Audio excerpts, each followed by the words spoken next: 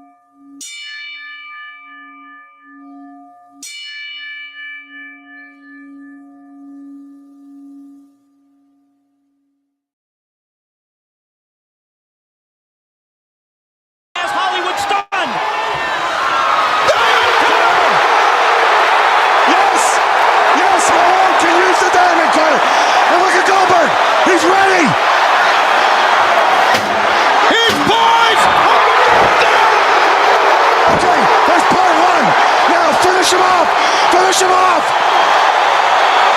He's calling for it! This is it! This is it!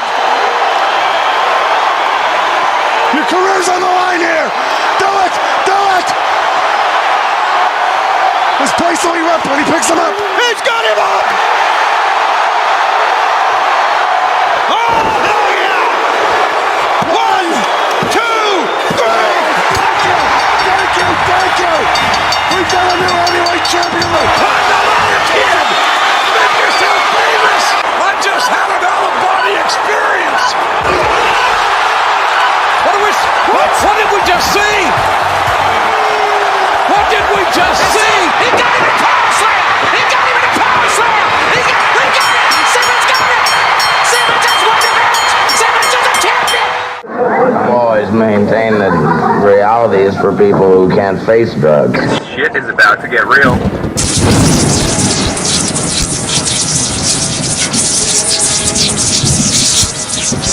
You get to see knee deep. Shit. Look at the stare of the champion against the challenger. What?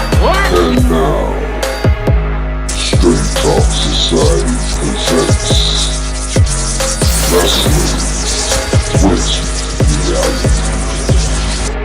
The following announcement has been paid for by the New World Order. It's going to be the biggest battleground in the history of our sport. The biggest match in pro wrestling history. The two biggest superstars in our sport in the biggest event the sport has ever seen. The biggest match in the history of our sport. Trying to run a little scalded dog here. Enough is enough. That's enough. No! Oh, God, that's enough! Stop it! Man, listen. Where it's tougher than a $2 steak. Who is your daddy? Who's your daddy, Undertaker? Slam! Toe slam! Who's your daddy, Undertaker? Lucifer's lips on the biggest heights in the WWE! Somebody's knocked him down, man! Enough's enough! What? The irresistible force meeting the immovable object. It's got it real! Woo! WWE Dynamite. Ladies and gentlemen, may I have your attention, please? It's time. Let's rock. I can't do it. We'll do it live. So to escape from reality? We'll do it live! Fuck it! I am reality. Do it live! I'll write it and we'll do it live! Oh, it's live, Hal. Let the slaughter begin! It is now time for Wrestling with reality. I have come here to chew bubblegum and kick ass. And I'm all out of bubblegum. number one to be the man, baby. You have to beat the man. Heavyweight champion of the world. The time is now. Reality has become the present, and the final lesson of the pain game has begun because Vader has the PhD in pain. You are gonna wrestle my ass for the world title. You son of a bitch! For what you did, you will have to kill me to keep me from killing you. Woo! The 90s have been referred to as the reckoning with truth. In the 80s, everything was clouded. Nobody ever told the truth. In the 90s, the way to go is flat out. Tell no lies.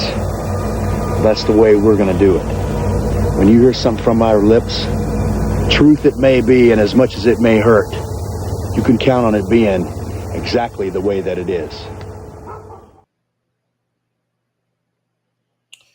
What's up, Straight Talk Society? This is your host, Trevor, and I'm back with another episode of Wrestling with Reality, episode 20. Oh, my goodness. This is our landmark episode, 20 episodes of me and Venkat arguing with one another. So I'm not here alone. Introducing my co-host, Venkat. What's going on? What's up, Trevor?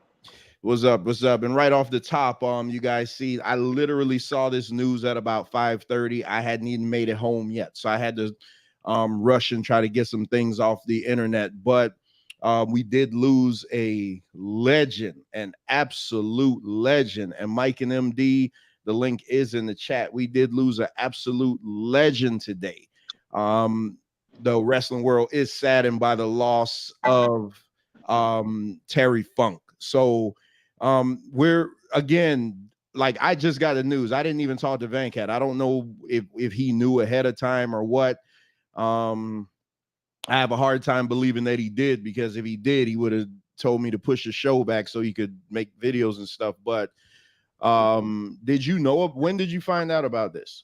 When you just posted that, I was telling my wife, like, what the hell? Terry Funk is dead? I'm like shocked right now. Yeah, see, I'm like shocked. I see, because me and Mike were texting, because, you know, Mike has to lead the AEW preview, and he was saying how he was going to be late and everything like that. I'm like, that's fine, because, you know, we do the news and everything.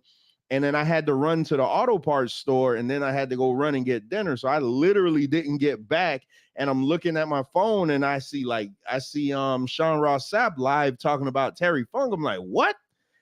And so then, you know, so you know where I went first. I had to go to TMZ first, and they confirmed it. But yeah, we lost Terry Funk. And I think a few episodes ago, I had showed a picture of him where he was in really bad shape, and nobody ever wants to say it. Like, you can almost tell. Yeah. So I don't even know what happened, but I do, before we go further, I do want to and we are going to get into the AEW All In preview. And I think, if I'm not mistaken, MD is supposed to be going to AEW Dynamite tonight. So I definitely want to look into that. But I do want to share something from Mick Foley, because Mick Foley was the one, from what I hear, that kind of broke the news, basically. So let me go to his Twitter account, not Twitter. Let me go to what he posted on Instagram and just pull that up for everyone. So and I'm gonna just read along. Let me see, try to get this full screen. All right, so that's the biggest I can make it. So Mick Foley writes on Instagram, we just lost the legend. Terry Funk is gone. I just talked to Terry's daughter, Brandy, who gave me the awful news. He was my mentor, my idol, and one of my closest friends. He was the greatest wrestler I ever saw. If you get a chance, look up a Terry Funk match or a Terry Funk promo, and give thanks that this incredible man gave so much for so long to so many that there will never be another like him. May God bless Terry, his friends, his family, and all who called and all who loved him. Rip, my dear friend, it was an honor to know you. Rip Terry Funk. And he goes on to say, I will be writing much more about Terry in the next few days. And then he said, and then he says, Terry's daughter, Brandy, and Stacy have asked me to express how much they appreciate the love and support you gave them over the years. So Mick Foley was the one that pretty much broke that. But I mean, just right off the bat, Venkat, like Terry Funk, man, like what when you see Terry Funk, like what comes to your mind about Terry Funk? I see somebody that brought a lot of passion, a lot of believability to the ring, authenticity. He doesn't get the credit because of his style that he's known for, primarily in the late 80s and 90s, for being like a great storyteller in that ring. He gives great matches. You can't write off Terry Funk, no matter what age. He proved it in ECW, where he just did some phenomenal things in ECW and just showed how far he can go. It was a point where you started thinking, man, this guy will never retire, because he just kept going and going and going.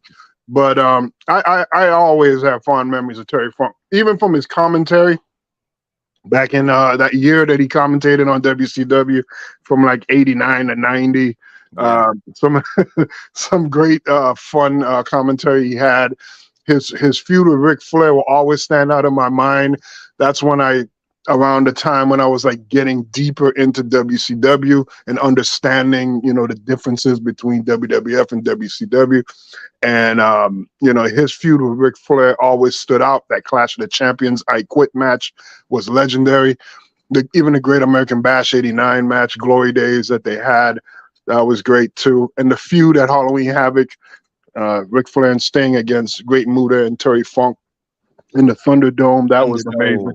Yeah, those are all like great highlights, and he just brought a lot to that ring. And he's going to be heavily missed. The thing that stands out to me about him, first of all, is like you said, he could adapt to anything. It like he was like the ageless wonder, basically. Because I'm like, well, damn, I remember seeing this guy in the early 80s and seeing videos of him from the 70s. Why is it now the Attitude Era and this guy is still doing this? Like, even with the whole Chainsaw Charlie getting, like, that was a terrible gimmick, but he made that work. But my first introduction to Terry Funk, like when I really knew who Terry Funk was when Ric Flair had just beat Ricky Steamboat, and Terry Funk came in the ring to interview him, and he was like, oh man, by gosh jolly, he was doing the whole gosh gee golly my oh me. He was like, man, he said, I'm just wondering, Rick, if you could find it in your heart to just maybe give me a title shot. And Ric Flair was like, while you've been rubbing elbows with Sylvester Stallone, I remember this like it was yesterday, and I haven't even looked this up. He was like, while you were rubbing elbows with Sylvester Stallone, I was here wrestling the top 10. That's why World Championship Wrestling is the greatest thing out. We deal with a top 10 list. Start focusing on wrestling. And then Terry Funk was like, oh God, Rick, I'm sorry, I didn't mean anything by it. I didn't mean any disrespect. I just wanted to know if maybe you would have gave me a match, but I apologize. I don't want to give. And then Ric Flair was like, oh yeah, your apologies accepted. He was like, I just had a long match. Thank you again, everybody, from the bottom of my heart. And then boom, Terry Funk got him. And that was the first time I remember ever seeing the pile driver on the desk. And that's when WCW used that hard wooden desk. It wasn't this crap that they're using now that explodes before you ever touch it. He pile drived him right on the desk when pile drivers were real, and Ric Flair had to play the broken neck thing, man. But that was, bro, and then they were off. And then that's when they did, like you said, the Clash of the Champions, the New York Knockout match. And I'd never forget, man, Terry Funk was like, yes, I quit. Oh man, hey, listen, if y'all don't understand why we so passionate about this wrestling thing, because you got to go back. And you gotta like we lived with those characters. We lived through those characters. Like Ric Flair, man, we need to protect Ric Flair at all costs, man. Because I'm telling you, when that day come, man, I don't know how I'm gonna handle it. I'm not even gonna lie. Ric Flair already died more times than he held the title. I mean, it's crazy. I don't know how I'm gonna handle it, man. Ric Flair and Hulk Hogan, I don't know. I just don't know, man. You may have to I don't know. We may have to postpone or something because that one is gonna be bad, man. But Terry and Hogan just had his 70th birthday. Yeah, Hogan is 70. Yep. Man, that's MD said that he's out eating before the AEW show. He is going to the AEW show. I definitely want him to share some of his thoughts on Terry Funk. And what was real interesting, and I saw this in the documentary before, ECW's first pay-per-view was headlined by Terry Funk, and that's the night the power went out. Like right as soon as the match ended, the generators blew up. That's crazy, man. Yeah, Terry Funk, man. He's just, you can't say enough good things about Terry Funk, man. MD is saying Terry Funk versus Shane Douglas versus Sabu and ECW. They promoted it like that was his last match. Yeah, you remember he was still wrestling, doing that hardcore gimmick in late dying days of WCW. They started running the gimmick where they were like, oh, if you lose, you got to retire. Like that ended up being the new gimmick for him, man. He was man, and the thing, I don't remember him. See, I don't remember him being a good wrestler. It's like I can go to Stone Cold. There was a time when Stone Cold was a technician, but you know, the injuries and things like that, he had to change his style.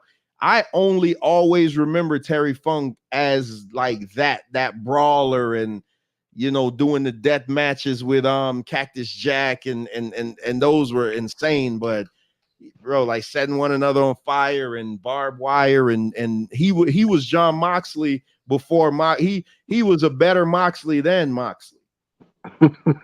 John Moxley is just trash. Yeah, that guy's awful. It took me a while to admit it, but he's not that great. Yeah, that guy sucks, man. And then it just I don't know. I ain't even talk about. But him. I'm sure like Terry Funk early, you know, his early years. I'm sure, you know what, late 60s, 70s. I'm sure, you know, those times. I remember he was the NWA World Champion back then.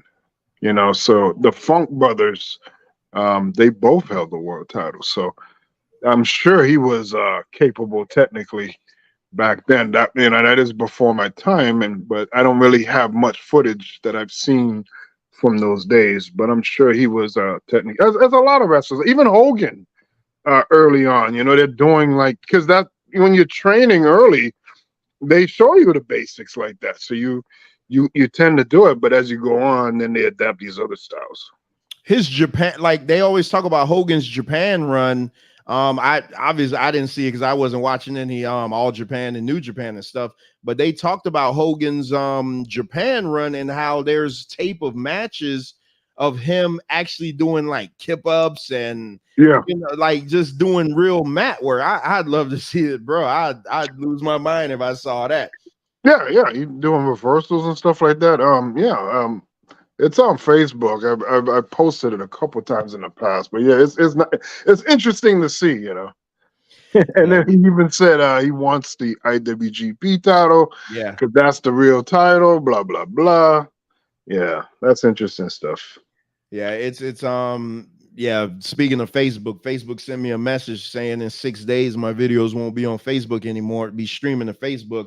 I don't know what's going on, man. Facebook and StreamYard must be beefing with one another. I have no idea what's going on, but I got to get that cleared up before this week is up.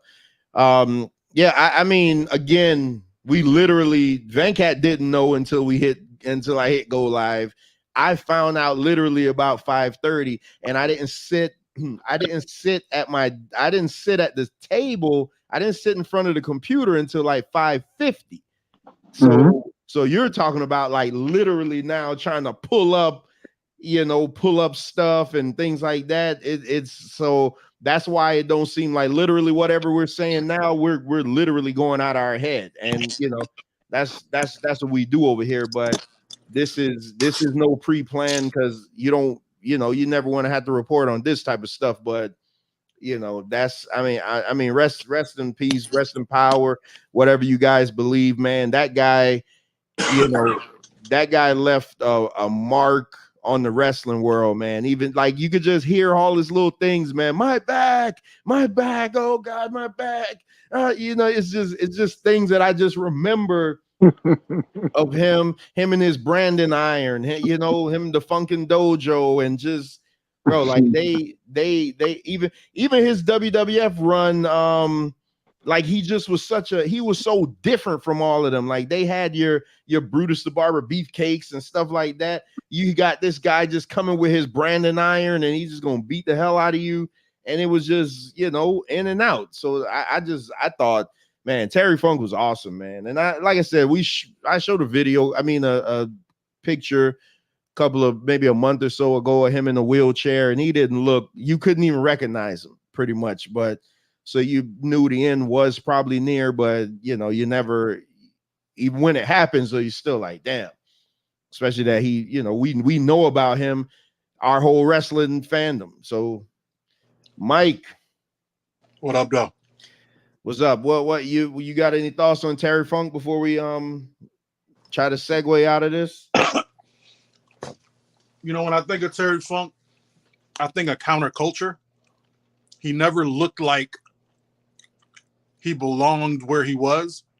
He was always like the odd guy out, kind of like how Mick Foley is. But he was always that dude. I don't know why I saw.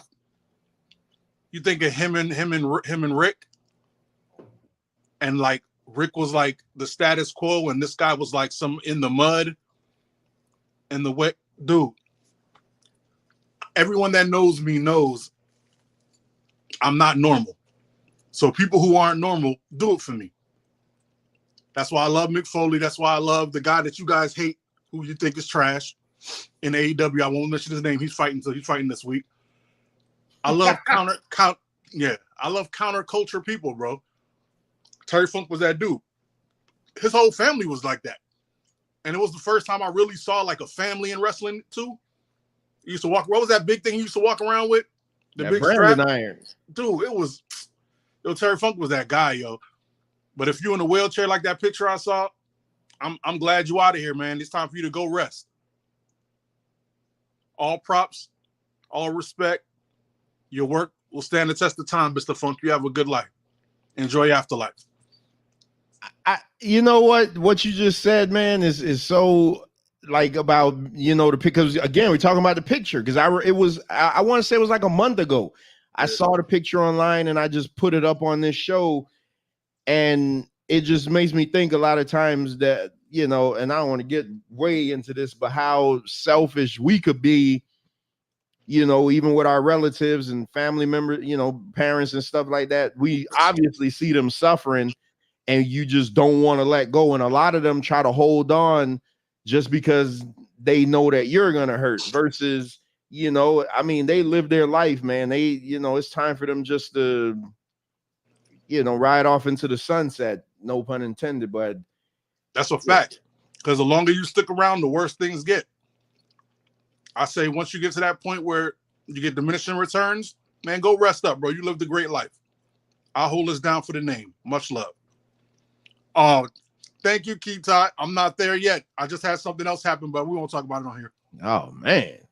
Yeah, if I showed you, you wouldn't even want to talk to me for a week if I showed you. Never mind. We're good. I believe you. I believe you. Don't make me laugh. All right. So what's up, Mike? What up, Big V? All right. Yeah, you know, rest in peace to the legend, Terry Funk. And I'm pretty sure things, you know, we'll see things will be coming out later or whatever, you know, but we obviously knew he was sick. And speaking of Mike, if y'all haven't had a chance, go check out the Straight Talk with Trevor YouTube channel under the Straight Talk Shorts, and check out the new segment that I put up called Mike Checked, where Mike literally just checks the hell out of somebody. So y'all make sure and go check that out. And also that was funny, but it was real. That's pretty much the heading of my life. Yep. Also, check out the debate between Yanga and Kevin the Maker. I thought that was fantastic, man. That was bro. I thought that was so great, man. I just thought it was so great. Mr. Peen and your ween didn't back down. Yeah. Young Kev held his own against Yanga, man. Yanga was trying to put that full court press on him. So y'all make sure and go check those out under the regular video tab of the channel. So as much as we can, let's get into tonight's show. And like I said, MD is heading to Dynamite. He will be going to Dynamite tonight. So I'm looking for him to hop on. So Keela just put the link to Mike Check in the app in the chat. I be sitting here at night and I'm like, man, you know what? Let me just make this up. Let me just do this. Let me do this. See, I be trying to put in all that work. Y'all don't understand that. I be putting in that work for y'all to try to, get you out there. So everybody says, oh boy, now you're talking like Trump, wanting credit. You don't feel you don't feel like your efforts going unnoticed. Even Venkat got a spotlight a few times on there. So, all right. As I always like to do this is probably one of my best. This has become one of my favorite parts of the show. Let's get into these ratings real quick. Oh, I love going over the ratings. And again, I'm not going over the ratings to be disparaging. I'm going over the ratings to see what's going on. So Saturday night's episode of AEW averaged 482,000 viewers, up 1.3% from the previous week. It's the best audience total for the show since July 29th, and it's the 7th highest viewership of the 10 episodes that have aired to date. This report is coming from the Wrestling Observer. In the 18 to 49 demo, Collision ranked 13th on cable with a 0.17 rating. That's the same rating Collision drew last week and ties the third lowest in the show's history. Collision faced strong sports competition on the day, as it will for the rest of the year. The UFC 292 prelims aired head-to-head and topped cable charts with a 0.51 in the 18 to 49. So there you go, UFC again destroying wrestling on a whole. The prelims averaged 1.25 million viewers. Damn, they tripled them. They did 3 times the viewership. There was also several NFL preseason games and shoulder programming on the NFL Network that finished ahead of Collision. That's from the Wrestling Observer. So again, Collision's ratings not breaking 500,000, which I said that it would be 500,000 within 6 months. It's not even 500,000 in 10 episodes. And my question now is, what the hell can they do? Because that show is consistently the best wrestling show on TV. And I don't watch Raw. Like, I'll watch like matches of Raw. Like, there's only from this past week's Raw, there's only one thing I want to talk about. One. And Mike already knows. I only want to talk about one match from that entire show. But AEW Collision has just consistently been the best show on TV since I started watching it, and I don't get it. So what's going on here? I think we need to get to a point where we realize that what we're seeing is what it's going to be. We knew before the show came on that this was the worst time slot they could have chosen. We all knew that. I think a strong 400,000, closer to 500,000 is the best they're going to ever do. Even if I think the only thing they can do is put ads on the other wrestling shows. And I still don't think that'll work because college football season's coming. NFL's on Saturday now. UFC's always going to outdraw it because it's a spectacle that comes once in a while. It's not like every weekend. So good point there. That's a good point. You know what I mean? So no matter what it does, it's going to be in this range. The best thing they can do is to stay consistent keep being the best show on television, and use that to draw WWE fans away. That's the best they can do because they're not competing with anything wrestling related. So if you have a wrestling fan that doesn't like UFC, the only place they're going to go is Collision. Keep being the best you can. They'll find the way over there. That's the best you can do because Saturday is the worst. So wait a minute. So you said try to draw WWE fans away. So why not draw from a newer fan pool or try to recapture the old WCW fan that left years ago? Because both of those things you said are WWE fans. WWE was the only thing in town for so many decades that WWE is synonymous with wrestling. When people say wrestling, they think you're talking about WWE because that's what they know. You know what I'm saying? Like it's kind of like Kleenex. When I say Kleenex, you think I pass you a tissue, but no, Kleenex is a brand. It's a brand of tissue, but it's so dominant that Kleenex means tissue. So they're trying to come in to steal marketplace and market share. They're doing a good job, but they picked the worst day to do it. And if you're stuck to this day and you're committed, all you can do is keep putting on the best show you can. That's all you can do. So MD says that they're taping Collision tonight. A lot of wrestling ahead of me, so he's going to be tired. Yeah, MD, if you can't come on, man, just make sure you have your notes for next week when you come on, so you could give us a rundown. I'm very interested to know. Take video. Yeah. If you could take some video to send to me so I could play it, that'll be good. So we can know what the live experience in there was. Was it like Ricardo saying you can't recapture the WWE crowd? I hate to say it, WWE fans are like good girls gone bad. Once they're gone forever. Not really, because I left for 4 years and I eventually came back. But so let's talk about the AEW Collision program. I didn't think it was the best this week, but it still was better than anything I saw on TV. So the opening, all I ask you, just make things make sense. So for weeks, Samoa Joe's been coming out. So you know why they did this and why this was so perfect? Because it didn't look random. For weeks, Samoa Joe's been coming out just thrashing people in like 10 seconds. And 9 out of 10, they've been luchadors.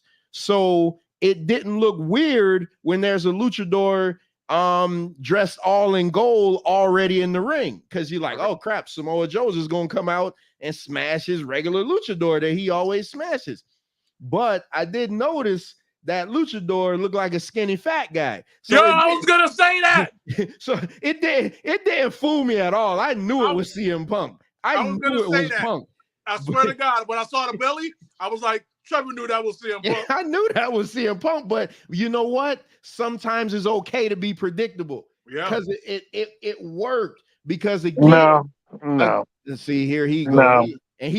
He didn't even watch it. Cut it out. Yeah, he didn't even watch it. So you can't say nothing about this. But I saw the video. I even posted it on Facebook. He's been thrashing these bums every week. And now you finally got a guy. The worst, Mike, you already know what I'm gonna say. The worst thing about that segment was. Oh yeah. That GTS was the worst thing. That GTS looked as bad as when I started growing my beard, when it was all patchy before it like filled in, and you just had like it was an awful sight. It's like somebody trying to grow starter dreads. It wasn't working.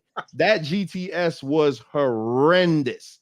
I think he's gonna have to come up with a better move for bigger guys. He's probably gonna have to go back to the Anaconda Vice. And that Vice is hard. Yeah. I wouldn't be opposed to him going back to the Anaconda Vice. No, I would I actually like that better than the GTS, because not for nothing, you got to suspend a lot of disbelief to believe that the GTS is working the way he does it. Like he's not fluid enough with it. When Kenta does it, you're like, oh yeah, this GTS is hard. But when Punk does it, the setup is so slow. yeah, he might be better off going to the Anaconda Vice. Go ahead and shit on it, Venkat. I didn't say anything. Continue. No, because you like no, because you wanted so bad to say that the them leading up to it, and now you just obviously knew what was going to happen. That wasn't good. No, not at all. Not at all. I mean, you're talking about predictability being something that's good. I don't agree with it. No, that doesn't fly. I think that when you look at him, first of all, it looks ridiculous. The belly is all floppy and whatnot. And as soon as I saw it, I was like, oh my God. I mean, CM Punk, man. Yeah, I don't know, man. He's got to do better than that.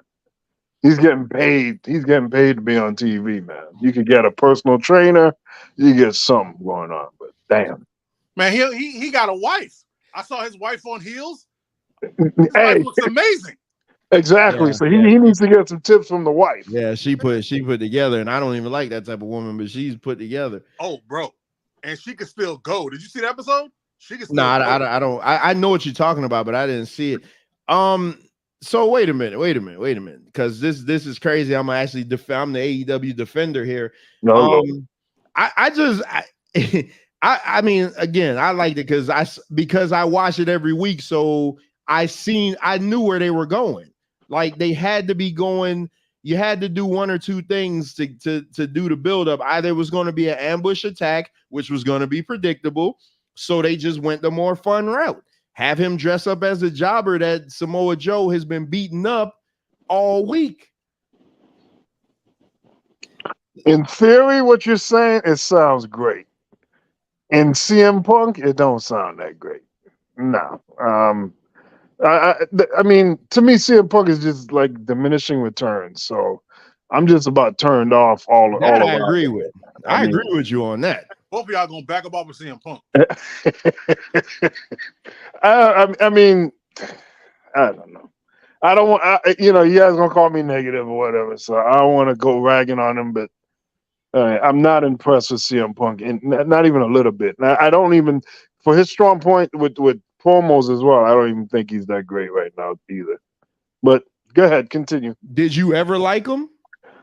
Yes, I love the Straight Edge Society. I like all that stuff, man. I love that. That's his strength. But this other CM Punk that we're seeing today, I don't care for. If he would have stayed on that and been real, to me, he just seems like a guy that's always. I need attention. I need to be the focal point. And if I don't get it, then I'm gone, or I'm going to cause a disruption. So, yeah. You know, when I first came up with the Straight Talk Society, I thought about running a Straight Edge Society gimmick, but then I was like, nah, people not going to get what I'm doing, and it's going to come off too David Koreshi or stuff like that. No, that Straight Edge Society thing was dope, especially when they cut his hair and he put the mask on. That made it, and he had the beard hanging out of the mask. That just made him look like so evil. I remember them showing house shows where old ladies were taking swings at him and stuff like that, just because of the things, because a lot of stuff that he said started getting like sacrilegious, and you always want to get on somebody's. You can say whatever you want about people. Don't start talking about their religion, because then that's when they'll turn on you. But he just started getting, just it started getting it was great. Bone says, oh, go ahead, Joe. Bone says CM Punk needs a heel turn. He's a much better. I think that's what they're doing. I wouldn't be surprised if they do a double turn Sunday. Bro, it's hard for him to do a heel turn because so many places see him as the dude. It's like when The Rock tried to do it, and they kept singing with The Rock, and he's like, "No, you're supposed to boo me." Like CM Punk, he's such an anti-hero. I don't hear that, Mike. When I'm watching the shows and he comes out, they're booing him. Like I don't hear no overwhelming crowd. Like when the Revival comes out, you mean FTR? You hear the pop. Like when Rusev comes out, you hear that. You mean Miro? But when Punk comes out, like that crowd goes like you'll hear the because of Mike course is updating everybody's name. when you hear that dun-dun-dun-dun-dun-dun-dun-dun, then everybody's gonna go like whoa, and then they're gonna realize who it is coming out, and they're like because everybody gonna go wild for that initial string of the that initial note. I don't think the crowds are with him because they tired of his shit. They like Venkat. They tired of his shit. We'll see.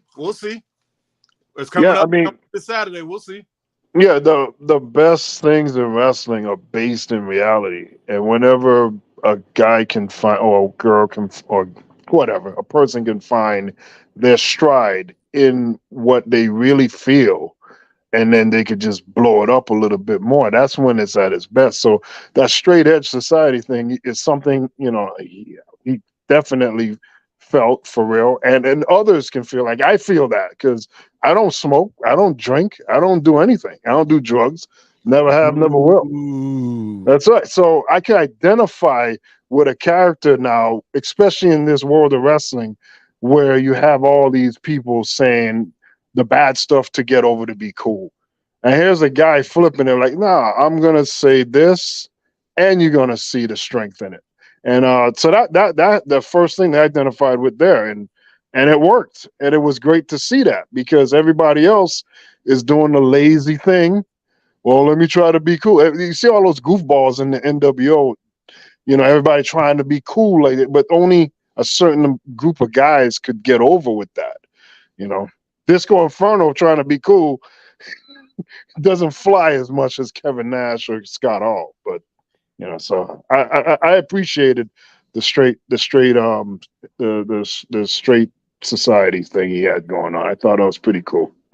So Bones says a lot of fans turned on him after the backstage brawl, and Mike has set me up earlier, but I didn't get to jump on the segue fast enough when he mentioned UFC. Shout out to the MMA brothers with a Z, Bones and Zay, for their tremendous UFC 292 preview, which is doing like Man Talk Monday and Wrestling with Reality numbers. I thought they did a fantastic show. Just waiting for them to tell me when they're going to do the review show. I know we were supposed to do it Sunday, but we had a power outage over here, so that was my fault. So now we're just trying to get it rescheduled. So shout out to them for handling that show. So on the flip side, and then the rest of the card, was, man, what I didn't like too is when Powerhouse Hobbs came out and he's wrestling, he's beating up this bum, and the crowd is chanting for Miro, Miro, Miro. And this is what I realized. A lot of stuff that I pick on WWE for is just a wrestling thing. It's not a WWE thing, because here I am thinking that AEW, I'm like, AEW won't do this. I'm like, AEW won't do this. No, they can't do this. WWE does this. AEW won't do this.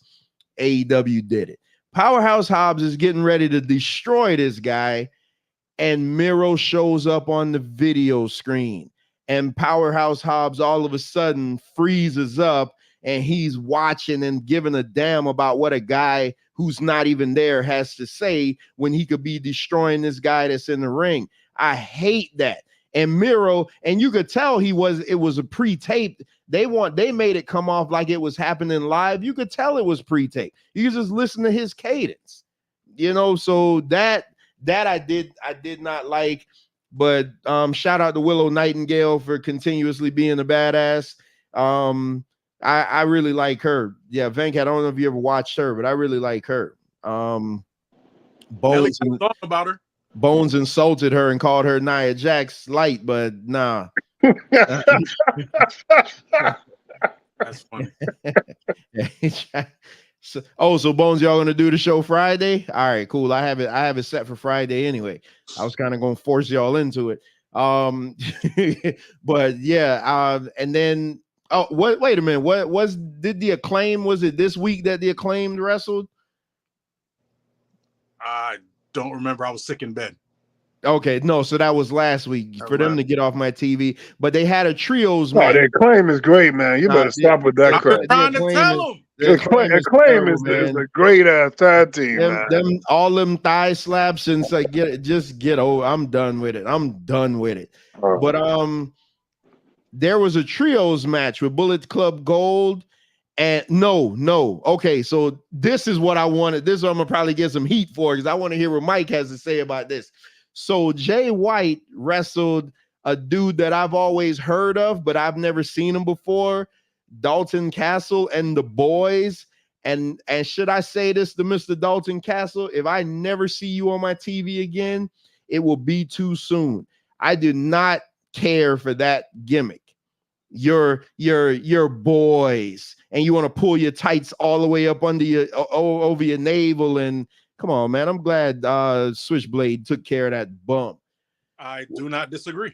Oh, okay. I thought I'm done with them gimmicks, man. I'm done with that.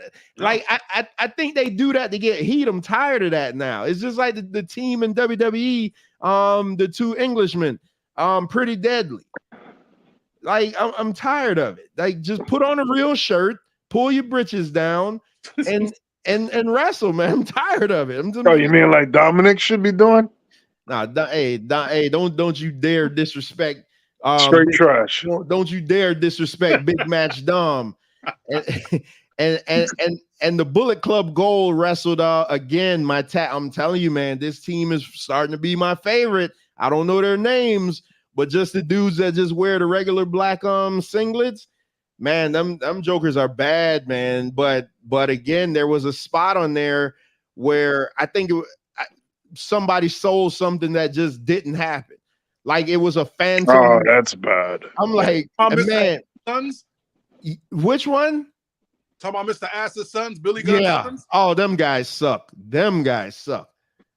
Yeah, if somebody messes up and it doesn't land, you should just act like it didn't phase you and just continue. Yeah. Like you know? Hey, Billy Gunn's sons sucked over. Like one of them is fire, one of them is lame.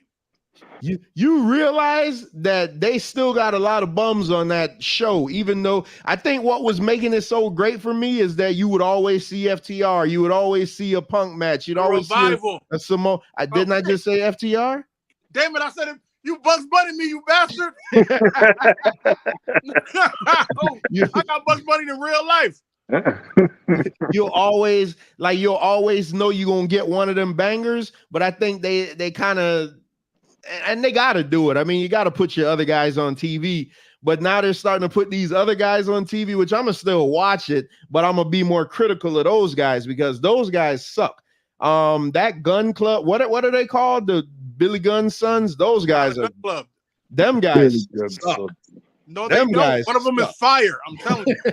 Man. One of them is fire. One of them is just lame. They like the old. What's that tag team? I told you. That Shawn Michaels and Marty Jannetty. Oh, the Rockers. They like the Rockers, bro. Where you could see the talent in one, and the other one just walking around looking like a Down syndrome Logan Paul. Yeah, and then one of them want to have sex with his stepdaughter, but you know. Hey, yo. Yeah, let's not bring that one up, but yeah, but again, though, I thought Collision was still a fantastic show. Let me just get into that only works if you're white and rich. Oh, let me get into the Raw. Let me just my 1 point of Raw. Did you watch Raw, Venkat? No. Why the hell would he waste his time? Yeah, I'm busy, man. I ain't got time to be bored to death by WWE.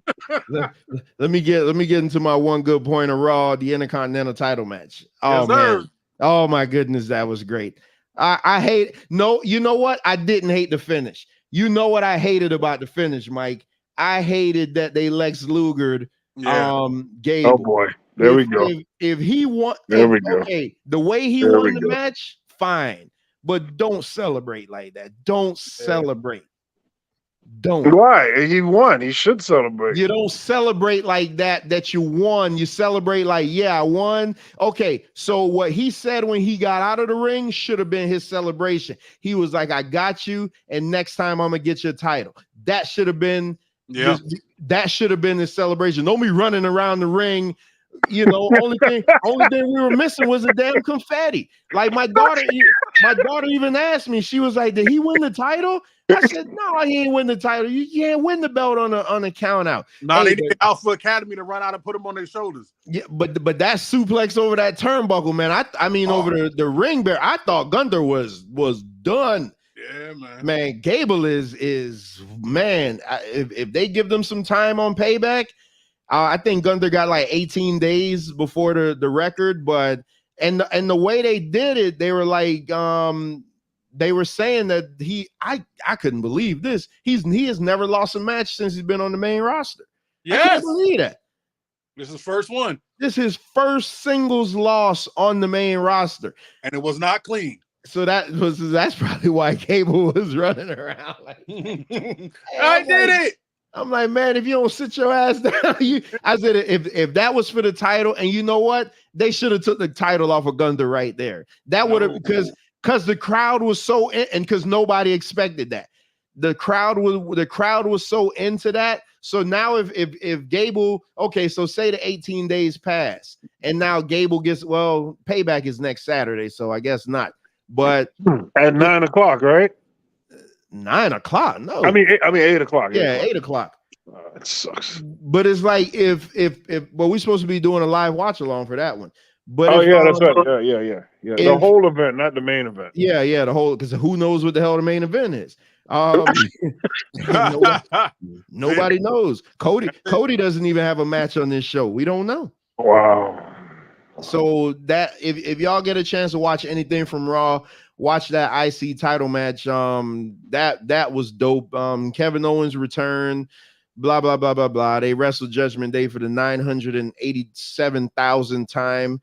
I did like the Shinsuke Nakamura promo where he stopped talking and he whispered in Seth Rollins' ear. Come to find out, he whispered to Seth Rollins that I know about your back injury. That was a good twist because everybody knows that Seth Rollins has a back injury. So Seth Rollins stopped acting like a goof, and he got serious, and he was like, "Yeah, I've got 2 cracked vertebrae I've been dealing with for years." Basically. So I just think it's plain storyline as far as I don't think Nakamura has a chance to take the belt from him. I wouldn't mind if he did, but I don't think that that's gonna happen. And that's what I had about Raw. Let's get into the SmackDown ratings, and then I got one other news item that Venkat is gonna go off on, and then we'll get into this AEW review. So Friday night's episode of SmackDown, this is coming from the Wrestling Observer. Friday night's episode of SmackDown averaged 2.094 million viewers on Fox, nearly identical to the 2.097 million. So Ricardo, look at that. The WCW fans are not migrating to WWE, because back when WCW was in business, WWE was doing 5s and 6s. Now they're only doing 2s. So if the WCW fans stayed around, they should at least be doing 4s if you want to meet somewhere in the middle. So no, the WCW fans have completely gone. And that's why I think AEW is messing. And that's what was always my problem with AEW. They spent so much time trying to say that we're better than WWE than to just try to get WCW's fans. If you could get WCW's fans, man, come on, man. Then you got the #1 show on TV every week. No issue at all.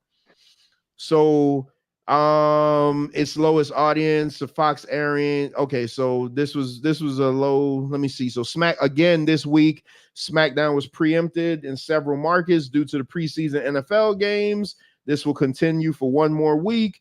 SmackDown led all of network television with a 0.55 rating in the 18 to 49 demo, which is the same rating the show did last week. It nearly doubled the next closest competition on Friday night. So Friday night SmackDown show, the only thing that I think I told Mike, no, I think I put it in the group that I was so mad about. So this is WWE logic. You have the Battle Royal at SummerSlam that your United States champion is in. You don't make the belt be on the line in the Battle Royal. You've been building LA Knight up for weeks. You don't let LA Knight You don't let LA Knight be the US champion. Now, for whatever reason, LA Knight's on Raw, but whatever. So now you finally have LA Knight wrestling Theory on Friday night, and he beats him. Why not just had the title on the line? They're playing psychological games against this guy, man. The writing staff is enjoying messing with LA Knight. And it's just ridiculous. Like, why though? If you've been building this guy up, this guy came out and cut a promo and said, "I'm going to be the U.S. champion." You take the belt off of the guy last week, only to have the guy that should probably be the champion wrestle him this week and beat him. Why you just didn't hold a damn belt one more week and let LA Knight be the one to take it from him? I don't know, man. I don't know. It's like y'all don't listen to me. The mustache is going to terrorize and punish LA Knight and Cody Rhodes. It is what it is. So the match, the show did have one fantastic match on it. I would have loved to see it without commercials, but Edge and Sheamus, they went out and did the damn thing. Is it Edge's last match? I have no idea. I don't know. Is Edge AEW bound? Yeah, okay. Is Edge. Oh, my bad, man. How could I? Oh man, the disrespect. Bro, I've totally forgot about this. Because here it is. I'm the only unbiased person on this show. Oh Lord, let me go. Only me alone can fix it. Darby Allin versus Christian kicked all type of ass. You're just late to the party. You did not see the value of Darby Allin at all. Slow bump, yo. I don't know who you are, Mr. AEW Trevor. You need to get out of here. I've been telling you Darby is fire, and this guy late to the party and want credit. Let's not jump the gun with the fire thing. Wrestler is Cage. I said that. Let's not jump the gun with the fire thing. Now, I think a lot of that was Christian because being the savvy ring vet. No, Lord, this guy will not give Darby Allin his credit, man. Darby is good, man. He's really good in there. He got to stop doing that coffin drop. It's great. It makes sense. He's small. He doesn't weigh a lot. He's just throwing what he can. Exactly. Me and you have the three of us are bigger dudes. We got a bigger base. Imagine 100-pound person dropping back on us like that. What do you think that's going to do? It's going to do something. It's not going to do a damn thing. We're going to do him like Luchasaurus. We're going to catch him and we're going to throw him out like a piece of garbage. Oh, Mike, so you got to answer this question for me because they announced Luchasaurus as the champion, but Christian, who's the champion? Okay. Christian is the master manipulator. When Luchasaurus and Jungle Boy had their thing going, Luchasaurus is the one. Christian is the one who mentally turned Luchasaurus to the dark side. He's like a Sith Lord if you're a nerd. So Luchasaurus is the champion, but Christian is the boss. So he get to harry it and act like he the champion, which we all know later on down the line they're gonna try to turn. Why am I yelling?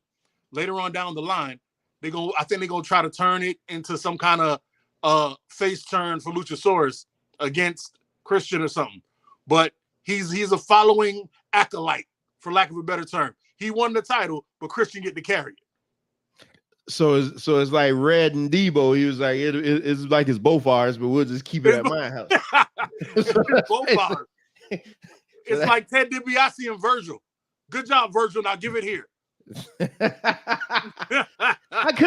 because I could have swore last week because every time I watch the promos, and obviously because Christian is the one that's cutting the promos, he always acts like the belt is his. But this was the first time I ever heard the announcers mention that that Luchasaurus was the actual champion. I never knew that he was the actual champion.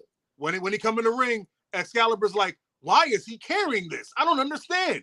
Why does Luchasaurus let him get away with this? It's funny as hell.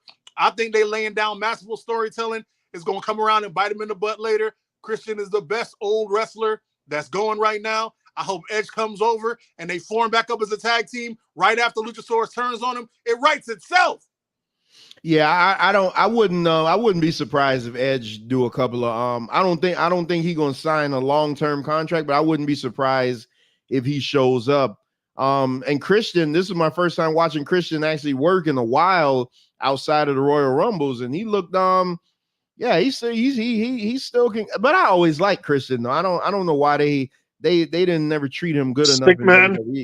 Stickman, as Scott Steiner would say. Yeah, but Christian is badass, man. That feud with him and Randy Orton in 2011, that was one of the most underrated feuds, man. That was awesome. When he was running ECW, he was badass. When they sent him over there to run it, he was killing it. Yeah, Christian is awesome, and I like this whole curmudgeon old man, like I'm smarter than everybody type thing. Yeah, but I got to give Darby credit though. He bumped good.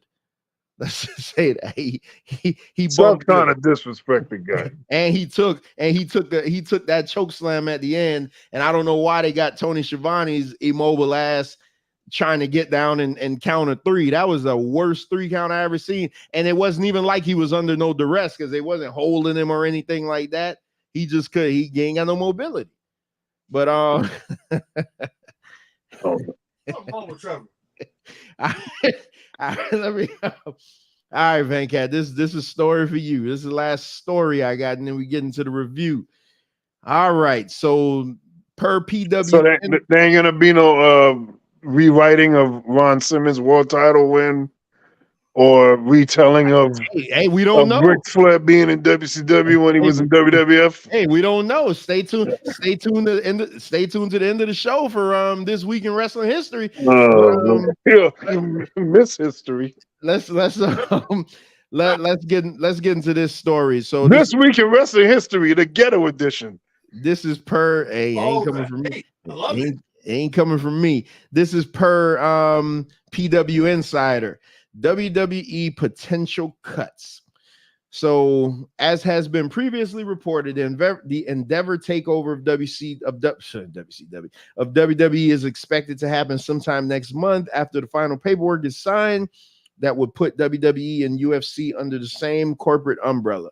Today, PW Insider reported that there is a sense of gloom and doom within the company offices, with many employees feeling that if you are not part of the production or involved with the WWE talent, then you are not safe, as the company looks to cut back departments that are not needed because of the merger. So since Endeavor already has departments that would handle something like travel, for example, you can expect many to be let go in the coming weeks, and employees in WWE know this because some of them have already been looking for their next job. It still remains to be seen exactly how many people are let go, but it has already been made clear by Endeavor CEO Ari Emanuel that cuts are coming to avoid redundancy. PWI adds that the expected firings have been a big topic of conversation among those working at WWE's company headquarters in Stamford, Connecticut. At this point, we don't know if the cuts will extend to the talent or anyone who regularly goes on the road. All right, Van Cat. So, I mean, it's not unlikely for when you have two giant companies like this merge that there's going to be some casualties. So go ahead, go and get your grandstand in it. What grandstand? To me, I think it's bullcrap that it's supposed to be this big, rich company and we're cutting people like crazy. But I mean, they had mentioned that already that because of that merger, they're going to start cutting people. So it's expected, just like the ESPN thing. But I don't have much to say about that because we kind of knew it was coming. We kind of knew that. But you led with they're supposed to be this rich company. What does that have to do with it? Yeah, they wouldn't. Why would you? It seems like they hired people just because, and they waste because they didn't use. They have a lot of, like you say, every week. They have a lot of people sitting on the sidelines not doing nothing. Now they're like, oh, we got to tighten up. If they were already a tight ship, there shouldn't be anything to cut at this point. So if they're a big rich company, whatever they have, they need and they should be using. So it just seems like we're just cutting just for the sake of cutting because it looks good for stockholders. But this isn't coming. This is an Endeavor deal. You understand that? WWE is still a publicly traded company with stockholders. No, I'm saying Endeavor is the one that's going to come in and make the cuts. Yeah. See, he won't ever just put the blame on somebody else. He won't do it. He will not do it. Because it's always WWE. He will not do it. So in this past week, and I'm never for anybody losing their job, but this past week I had to fire 3 people. So this will be like 5 in the past month and a half that I've had to let go. Mm-hmm. And the company's making money, more money than they've made. Exactly. Hold on. In the 50 plus years, but you realize that you basically have a lot of, and God, this is going to come off sounding so bad. You have a bunch of dead weight that aren't. So with us basically doing this restructuring, we're starting to see that a lot of people were just getting money for nothing. So now we could pay people more money to pick up what the deadbeats weren't doing. But they don't do that though. That's not what they do though. But how do you know that though? And Mike, because I've seen it, I've lived that. This would have been an MD conversation here if I ever seen it. I never heard of no company cutting and then be like, oh, okay, by the way, you've been right here. Let me go ahead and give you X amount of millions of dollars, unless you like a special case, like you're a darling of the company or some nonsense. But not trying to give nobody no damn raise after doing cuts. They don't even unless you want the upper gold watch. What? Oh, the gold. A gold watch. Oh, here's a ring. Good job for your 30 years of back-breaking work. Here's a ring. Because right now, companies across the board are like all up on record profits. Yep. Some of them are doing it by nefarious means, raising prices. You see the eggs and the stuff in the supermarket that are marked up. All kinds of products and goods are marked up just because they could just blame it on inflation. So all these companies have, for the most part, my company that I work with, record profits, record sales, record everything. We had a new record for every other day. We broke the record of the record of the record. Every other day we keep doing that. So with that being said, you don't see them like hiring. There was actually in the newspaper yesterday, they were talking about companies are cutting because of the easing of the hiring that they're doing. So I guess because they have enough employees at this point, even though that's not the case in my job that I've seen. We still need to hire more people, but it's all bull, man. It's all smoke and mirrors. You're making record profits when you're, the whole point of working hard, of doing a good job, is that we could be profitable as a company, and then with that, there's profit sharing supposedly with the employees that help to get you to that point. What we've seen in corporate America is we're going to get those profits, and then we're going to cut, and then the people that don't get cut are going to get leaned on to do the work of the people that we just cut.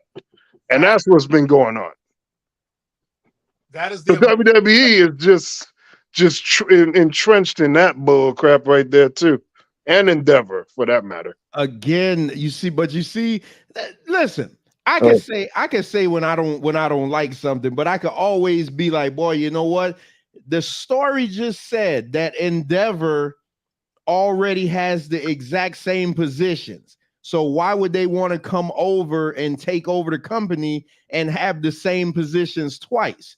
That's not a WWE move. That's an Endeavor move. So why would you want to have you're that for you to be saying that, you're saying that the cuts are not going to be the talent. You're saying the cuts are not going to be the writers, huh? You didn't listen to me? No, I'm listening. No, I'm just saying something. You're saying because if they already have people in those positions, that means they're going to come over to a whole other company that's this big, massive company that's already running it.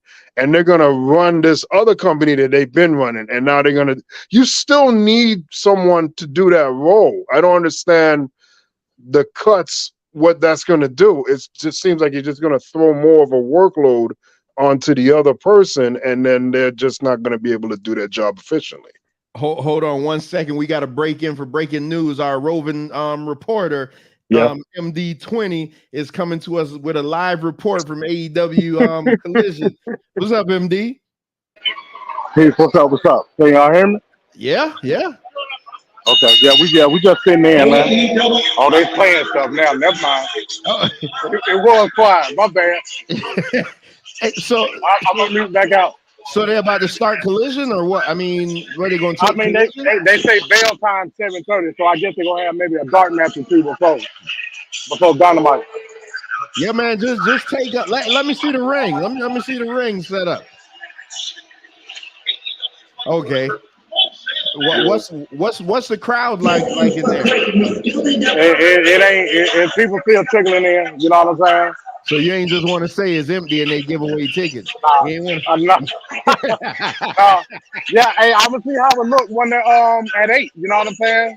I'm gonna see how it look, but yeah, it was quiet in here for a minute, but now they playing promos. So you there by yourself? No, I'm with my kids. Oh, okay. All right, man. Yeah, whenever you can click in, just let me know. All right, man. I'll check in. All right. Hey, if I record some stuff, I'll send it to you. All right, cool. All right, no doubt. All right, peace. Yeah, so Venkat,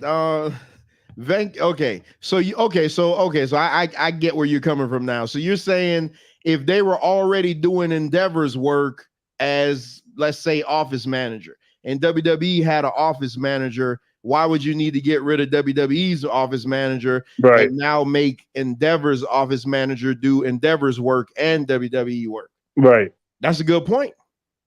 But you know why? Because that's what they've been doing since the beginning of time, though. I mean, it's not good. I get what you're saying, though.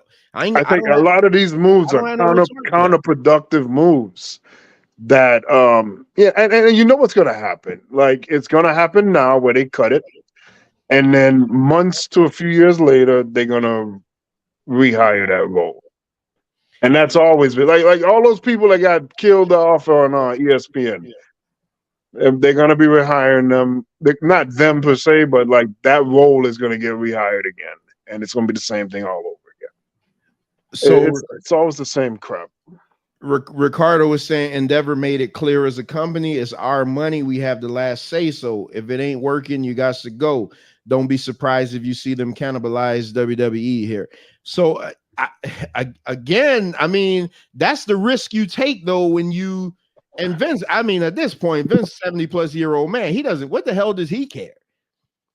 He obviously doesn't care about what happens to the company in the future, or else he would have gave it to Stephanie and Shane.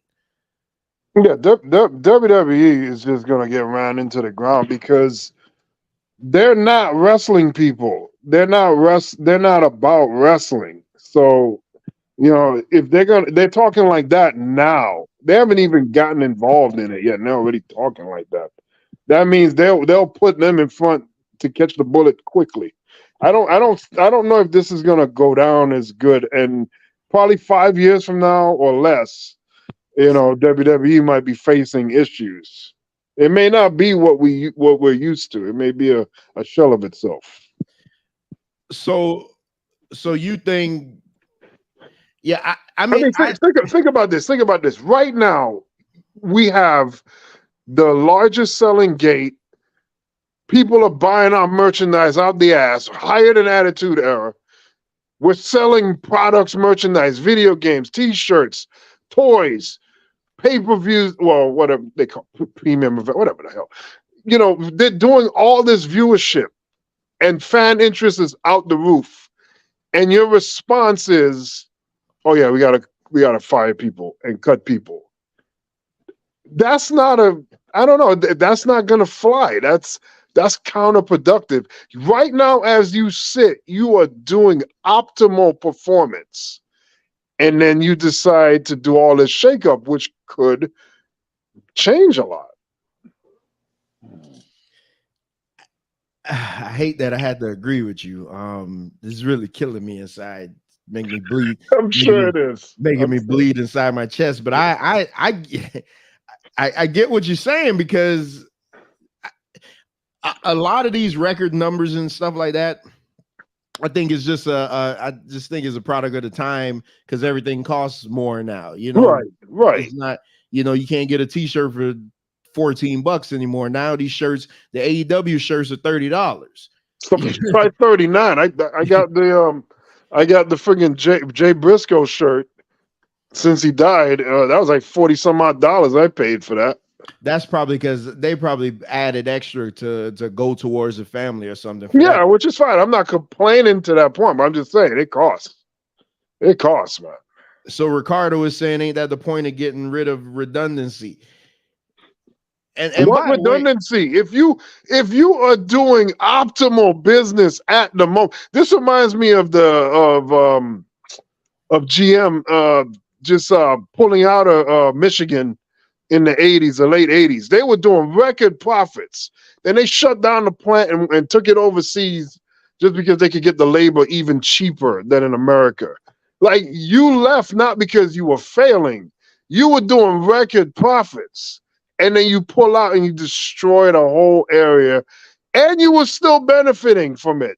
There's a time. Okay, so in business, this is why capitalism is suspect at sometimes, because the object should be to uplift not just yourself, but those around you, so that there's a cycle there that contributes to society. When you have a situation where it's just opportunistic and it's just me, you're gonna have a bunch of people failing around you, and you're the only one that's benefiting to a certain degree, and until your failures start creeping in, and that's not productive. So I don't understand. Like, this company right now is where you want it to be. All the people behind that ship moving, you told them, look, you do this, you do your part, we do good, you benefit from us doing good. The trickle-down theory. Well, they done did it all, and now the rules changed on them. This is bullcrap. So you can't tell nobody nothing about being a team player if when things going great, you're screwing them over. Like, what's the point? Might as well get a machete. Start hacking up some niggas around here. I don't understand what's going on with the world. Like, it's weird. And like everybody's a freaking they don't think for themselves. They don't contemplate things. Like, in life, you don't just go along with things. You just, at a certain point, you got to draw the line in the sand. So if you made these people big and powerful, now they're so big you can't do nothing.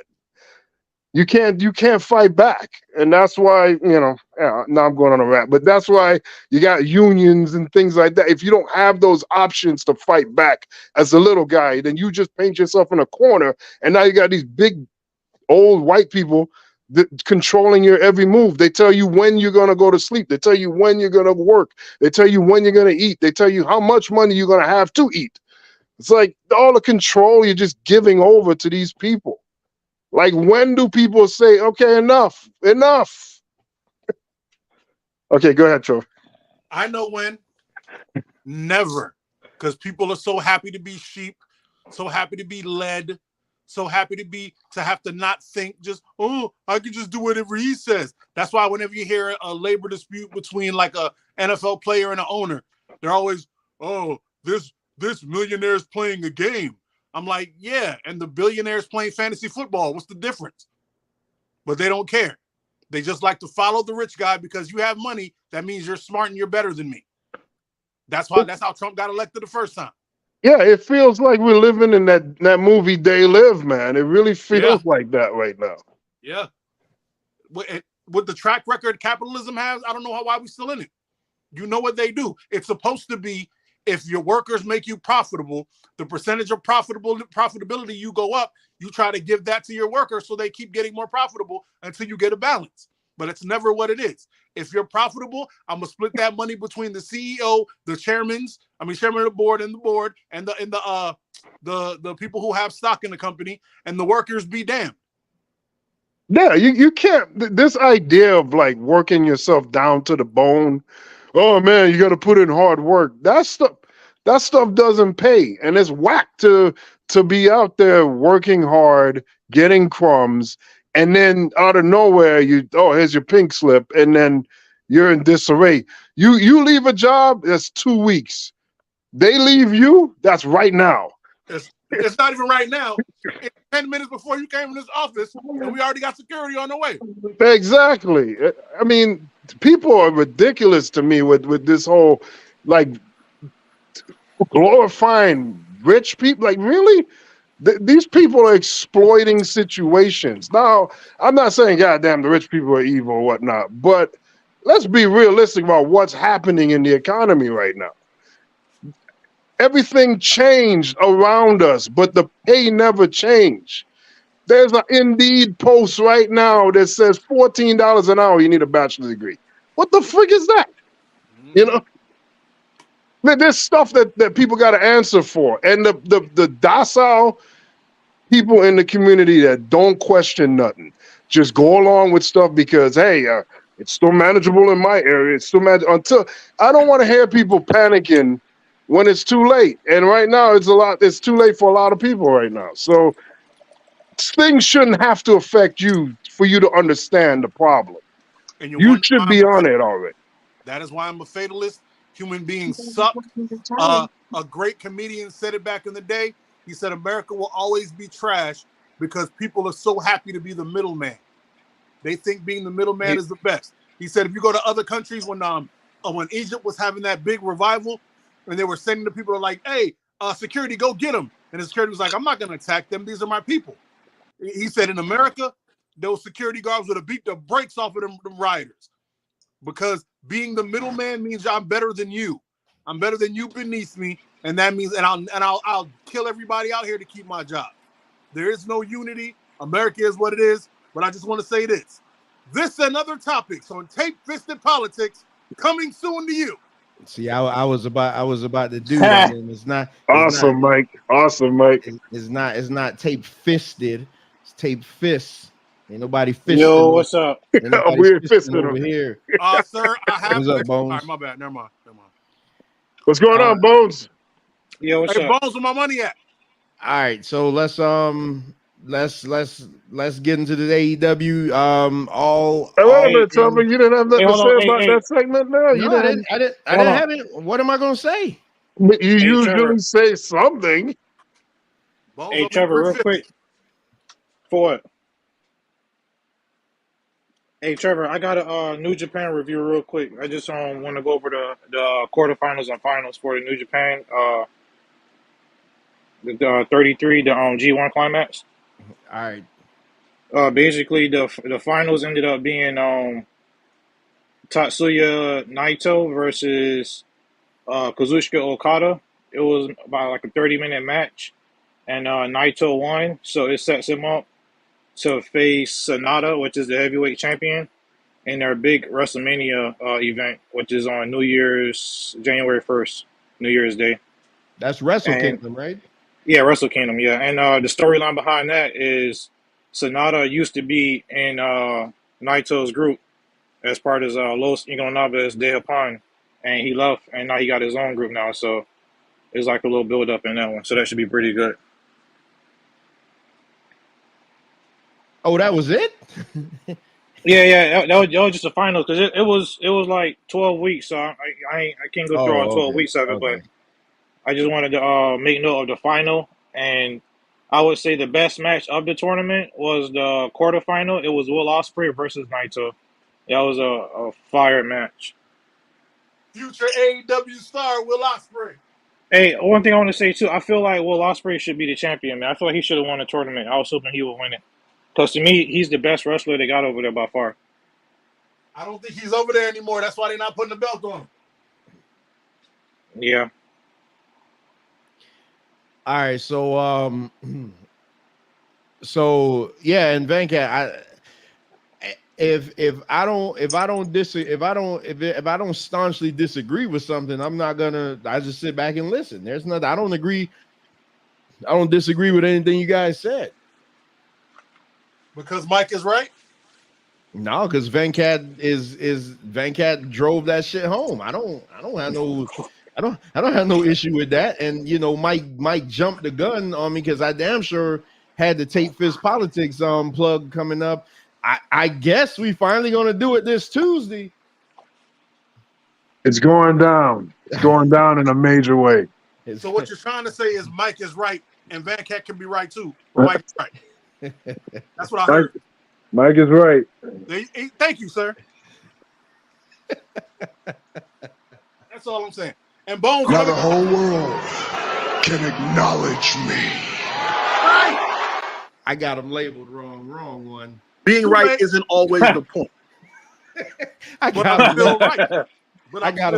him labeled wrong, man, on this thing. It still worked though. It still worked. You can acknowledge me.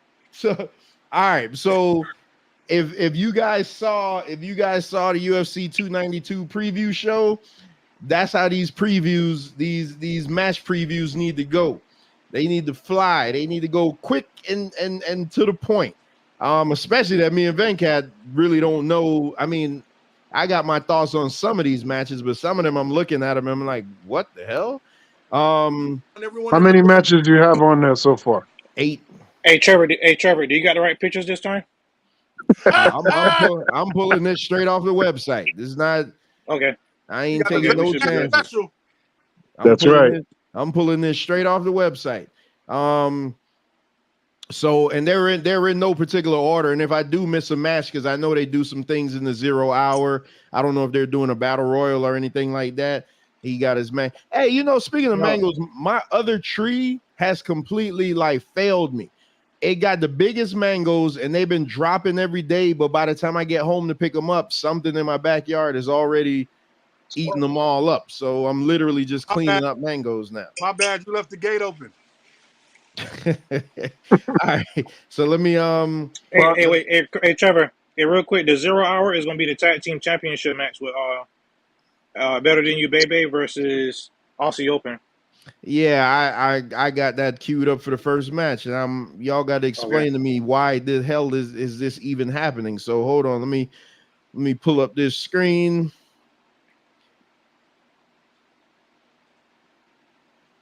Let me know when you can see it. Damn it. Yeah, because I think this is utterly utterly ridiculous.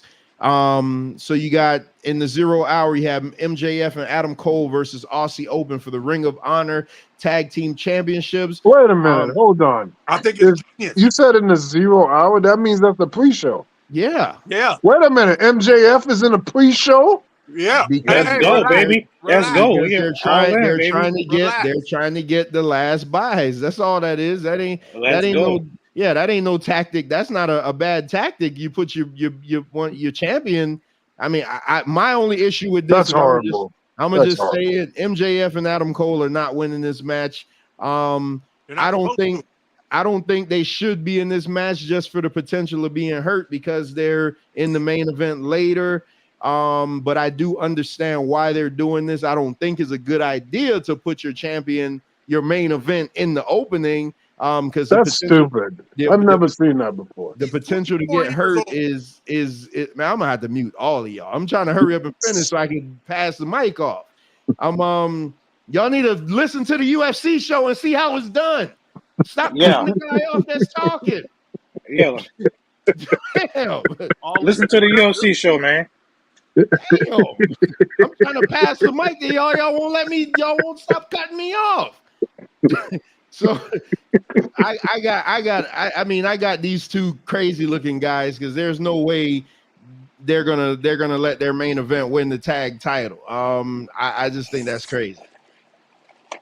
All right, y'all go ahead. Damn, y'all got so much to say about it. Go ahead. You know what? All right. I wouldn't be mad if they won it. And then they come to the ring to the main event as tag team champions fighting each other. That'd be different. That'd be crazy. I think this is an awesome way to give Aussie Open some shine. People don't really know him that much. They come out there, they put on their best show.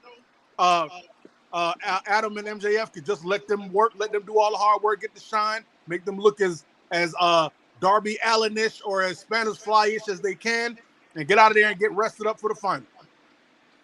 Yeah, for this match, the reason why they putting the belts on the line and this one is because they fought for the AEW tag team belts and failed, so they want to get another shot and try to become champions. So what I think is going to happen is MJF is going to turn on Adam Cole in this match, and that's going to bring the heat for the main event, and they're going to lose the match. Adam Cole is the one that's going to turn. I hope Adam Cole turns on him. Yeah, Adam Cole is definitely turning on him. Oh boy! I feel like I'll wait for it. I'll say the rest for the main event, but it's another storyline going too. Or Roderick Strong's going to show up. Yeah, see, damn, Mike. That's what I'm going to say. Roderick Strong is another big part of the storyline too, so that's why I feel like Roderick Strong can possibly turn on Adam Cole and align himself with MJF. My bad. So let me ask y'all something real quick about this. So the whole tournament, the whole contenders tournament, was for a shot at FTR, which they lost. I'm so proud of you, Trevor. How the hell do they now get inserted into this match? You didn't have another tag team that could go against these two guys? It's a storyline. They won, so they were obviously the best, the number one tag team in the tournament. They won. Right, and plus, these are the Ring of Honor tag team titles, which is a tier below the AEW tag team titles. So it's not like they're stepping up in competition. They're still, they're going for a lower ranked tag team title. They wanted something to unify the team. They got the that's what the T-shirt was for. Hey, no. You need championship gold to solidify the tag team. Hell yeah. Y'all didn't know, boy. They're like, dang, that boy said something about the T-shirt. Bangcat, what you got on this? Bones is right. I mean, I would like to see them win the tag team titles. Yep. That would be good. Win it for Roman, because Roman should have won those tag team titles, man. So yeah, I would love to see it. Hold on, though. Hold on. Again, so if they win the tag team titles, does that mean they're going to show up on Ring of Honor that nobody could find on TV? I mean, we'll have to see what happens. We'll have to see what happens. But I mean, I would just like that moment to happen where they win the tag team titles, and don't they have to face each other in the main event, right? Yeah. That'll be awesome. All right, that's what I said. Thank you. That would be awesome. Right. Just that scenario is just cool right there. I would like to see that happen. I just think a lot of this is to garner last minute buys. Like literally, this is the garner last minute buys, and I absolutely say Adam Cole is the one that's going to turn. Yep, I agree. Because heel Adam Cole is much better than babyface Adam Cole. Again, these are in no particular order.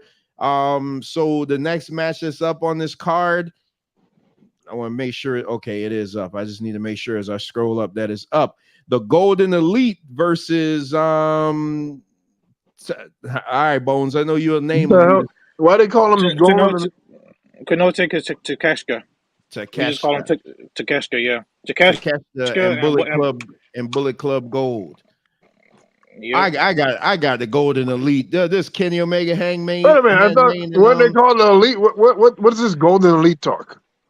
No, you got the Golden Elite, which is Kenny Omega and Kota Ibushi, and then you got Bullet Club Gold because Jay White, when he lost in New Japan, he lost and he can't come back. He's forever banned from New Japan.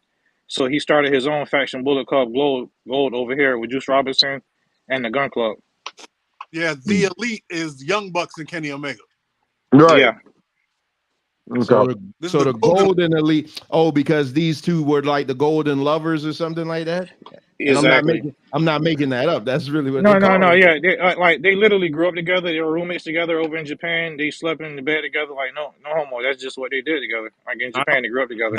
No, very, very, very homos. I mean, I got the Golden Elite. Yeah, they not losing to these guys. I got the Bullet Club. I think Bullet Club Gold is going fire right now. Jay White is on fire. Yeah, I think Bullet Club Gold. They need to win because they have been losing a lot. They had a major victory over FTR and they beat some jobbers, but lately they haven't really had any major victories. So I feel like they need to win this one. And then I predict that at all out, you're gonna have Takeshita versus Kenny Omega because they were also cool at one point too, and were real close in Japan. We got to mention that All Out is what, the following week or the week after? 2 weeks or later. So it's the week after Payback. So All In is this week, Payback is the following week, and then All Out is the next week. Yep. Why they have that like that? And they're not bundling the pay-per-view. So AEW expect their fans to spend $100 then. Or get a subscription to, I believe, Bleacher Report or Fight TV. I believe they have they stream the pay-per-views on Fight TV. But you still got to pay the price though, right? Yeah, but I believe it's only like $10 a month. So if you want to buy every pay-per-view, then you better just subscribe to Fight. It's a way cheaper expense. So wait a minute, hold on. So you're saying if I subscribe to Fight and pay $10 a month, I could watch all these shows? I'm not sure how much it is. I know at one point I don't think so. Last time I checked. I think it's I'm like not sure how much it is now. it's probably going to be like you got to get the $10 a month just for the right to then be able to purchase it. So like UFC then. They're Right. basically UFC in it. Right. Or Disney Plus at one point was doing that, where you would get certain movies or whatever for a certain price. That's crazy. Yeah. Like that. They're running. They don't have ideas. They don't have thoughts. They're just pulling things out their ass. They really need to focus on making this product more accessible to the audience, man. They're hemorrhaging fans here, man.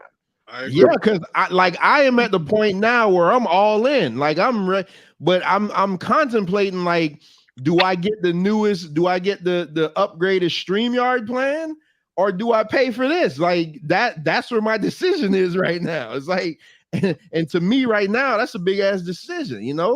I just spent $400 on the light bill today, so it's like I'm not just gonna be giving money out to these wrestling companies. Like that's what are you powering? Back to the Future Mobile? What the frick? My light bill is like $380 to $400 a month. And that flux capacitor is killing your junk. I don't know what the hell you're doing. Man, this is crazy, man. That's what I'm saying. That's why money for me, like I don't just be throwing money out, man. I spend a lot of money a month. Like I got it's crazy expensive, but whatever. Yeah, they got to do better though, man. Because I'm right now, the way I feel right now, like I want to watch this show, but I'm like, damn, do I want to upgrade StreamYard or do I want to do this? Like I'm literally that's the thought right now. So, so we'll see. But so the next, oh boy, look who I saw. So in the next match, and again, these are in no particular order, you have the Stadium Stampede. So the Blackpool Combat Club with 3 mystery partners versus Eddie Kingston, Orange Cassidy, the Best Friends, and the Lucha Brothers. Blackpool Combat Club is going to win this because they lost the blood and guts, so they're going to have to get their win back. That's what I got. Even though I don't like John Moxley, screw him. But that's who I got. The hate is strong in this one. Any team with Orange Cassidy, I'm going for. So. I'm gonna pick Blackpool Combat Club for the reasons that Trevor gave. They can't lose 2 big events in a row. As far as the mystery partner, it's been rumors that one of them is going to be Nigel McGuinness. I don't think that's gonna happen. I kind of hope it don't Does he happen, still but have like herpes? Or what does he had? Whoa. No. What was no? Okay. What was Man, the disease? these niggas nasty, man. What No. the frick? What was it? No. What was the disease that he had that kept him out of WWE? They found his blood work came back. It wasn't herpes. What's the other one you get? I don't remember. It was Hepatitis. That's what it was. Hepatitis. Yeah. That wasn't any better, Trevor. Yeah, but that's just to show you I'm not making this up. I'm saying that's why he couldn't wrestle for WWE because his blood work came back. And that's why I don't think he's going to be one of the partners because I just don't see it happening. But it has been a big rumor though. Minoru Suzuki, I don't know, but I feel like it's going to be probably some New Japan people. I would assume. Wait a minute, So you're telling Suzuki me is that old rugged tough guy? Yeah. Oh yeah, that's my boy there. so you telling me WWE have higher standards? I mean, you could just be out there with just all nasty and gross, and you just get in there in that ring. Or maybe Zack Sabre because he's going to be in London, so it could be Zack Sabre. Not him. That's Trevor's favorite. Oh God, not Stick Man. But I don't think he fits well in this kind of match, so I hope it ain't him. Hey, I don't want to be in any match with somebody with hepatitis and John Moxley. Somebody. There you go. Exactly. I'm sure John Moxley got hepatitis. He looked like the type. Allegedly, He looked like the type. He got all the telltale signs. Yeah, Van Cat. Allegedly, man. Say allegedly, man. Man. Poor Renee. The channel just got monetized, and Venkat gonna be like, "Oh yeah, well we gonna say this guy got this guy got this." So any shot of Danielson coming back? Nah, he's in I don't creative think so. killing. Because I heard that the original plan was for him to fight Omega. That was gonna be the original not main event, but the original match for this card. But obviously he injured, So I see the Lucha Brothers. So that automatically lets me know that whatever the hell this stadium stampede is, which I'm assuming they just gonna be able to go all over the place, this match gonna kick all type of ass. Yes, sir. In spite of Moxley. Yeah. Recently on Rampage, they had a parking lot brawl between the best friends, which is Chuck Taylor and Trent Barreto, which you see in the picture right there, and that's Orange Cassidy. They fought John Moxley and Claudio Castagnoli. And it was a pretty, it was a real good match. It was a real good match. I think that was the second part. They had like a game over match too with Miro when AEW first started. So they're actually pretty good in these kind of matches. You said a game over? Yeah, it was like a hardcore match, but they had like different arcade games across the arena, and it was basically getting slammed into the arcades and stuff. It was pretty cool. So you said it, and I was about to say it because I see Eddie Kingston, but you said arcade. So last night I didn't have a show, which was shocking that I didn't have to do anything last night. So I decided to play Street Fighter, and it's a 12 person tournament in order for you to beat the game. So I get to the 6th person, and it's friggin' Zangief, and the 4 fights I had with this guy because I just could not beat him. I got my ass kicked every time. They got Zangief. I don't know if you guys played Street Fighter 6, but they got Zangief to where he does this super pile driver where he'll go like way up into the atmosphere and then he'll spin around with it. And when he spins around and comes down, you lose half your power. And he hit me with I never seen him do that damn move. He hit me with 2 of those. And it was a done deal. And I fight with Ryu. So like you're supposed to have some good defense, man. I just wanted to throw that in because Eddie Kingston kind of looks like him. Man, that damn fight with Ryu. Yeah, I like the game is meant to be won with him. He the story is of him. Man, yep. Hell out of here. Ryu's the man. Yeah, Ryu is Mario. Miss me. Because when I used to beat it on Super Nintendo, it didn't matter who you beat it with, and I could beat it with everybody. It'll always say at the end, it'll be like, yeah, you won the championship, blah, blah, blah. But where is our real champion? Where is Ryu? And it'll always show him walking off in the distance. The game is made for him. Like you beat it with him, then you really did something. Because he's trash. That's just my Hey, segue to it. hey, Trevor. One last point on this match. Claudio Castagnoli and Eddie Kingston are in a blood feud Yeah, of they are. about 7-8 years. It dates back to Ring of Honor, and Eddie Kingston is pretty much best friends with John Moxley, or real good friends with John Moxley, and he basically told Moxley that he'll never be friends with him as long as he with Claudio Castagnoli. So his hatred for Claudio oversees his friendship for Moxley. So that's a little storyline in this match right here. You mean the guy that covered him when the sparklers went off? Yeah. The lowest moment in wrestling history. Made RoboCop look great. Oh my gosh. All right. Next match, y'all boy. Darby Allin. Darby All In is real. It ain't Allen, it's All In. Darby All In and Sting. Why? All right, whatever. I know you're not hating on Sting again. Versus Mogul Embassy in a coffin match. So it's AR Fox and Swerve Strickland. So I know AR Fox. I know AR Fox and Swerve from Lucha Underground. So I know the stuff that they're gonna do. And I saw Swerve in person wrestle Biff his real wrestling name is Biff Busick, but only Lorcan in WWE. That was a hell of a match.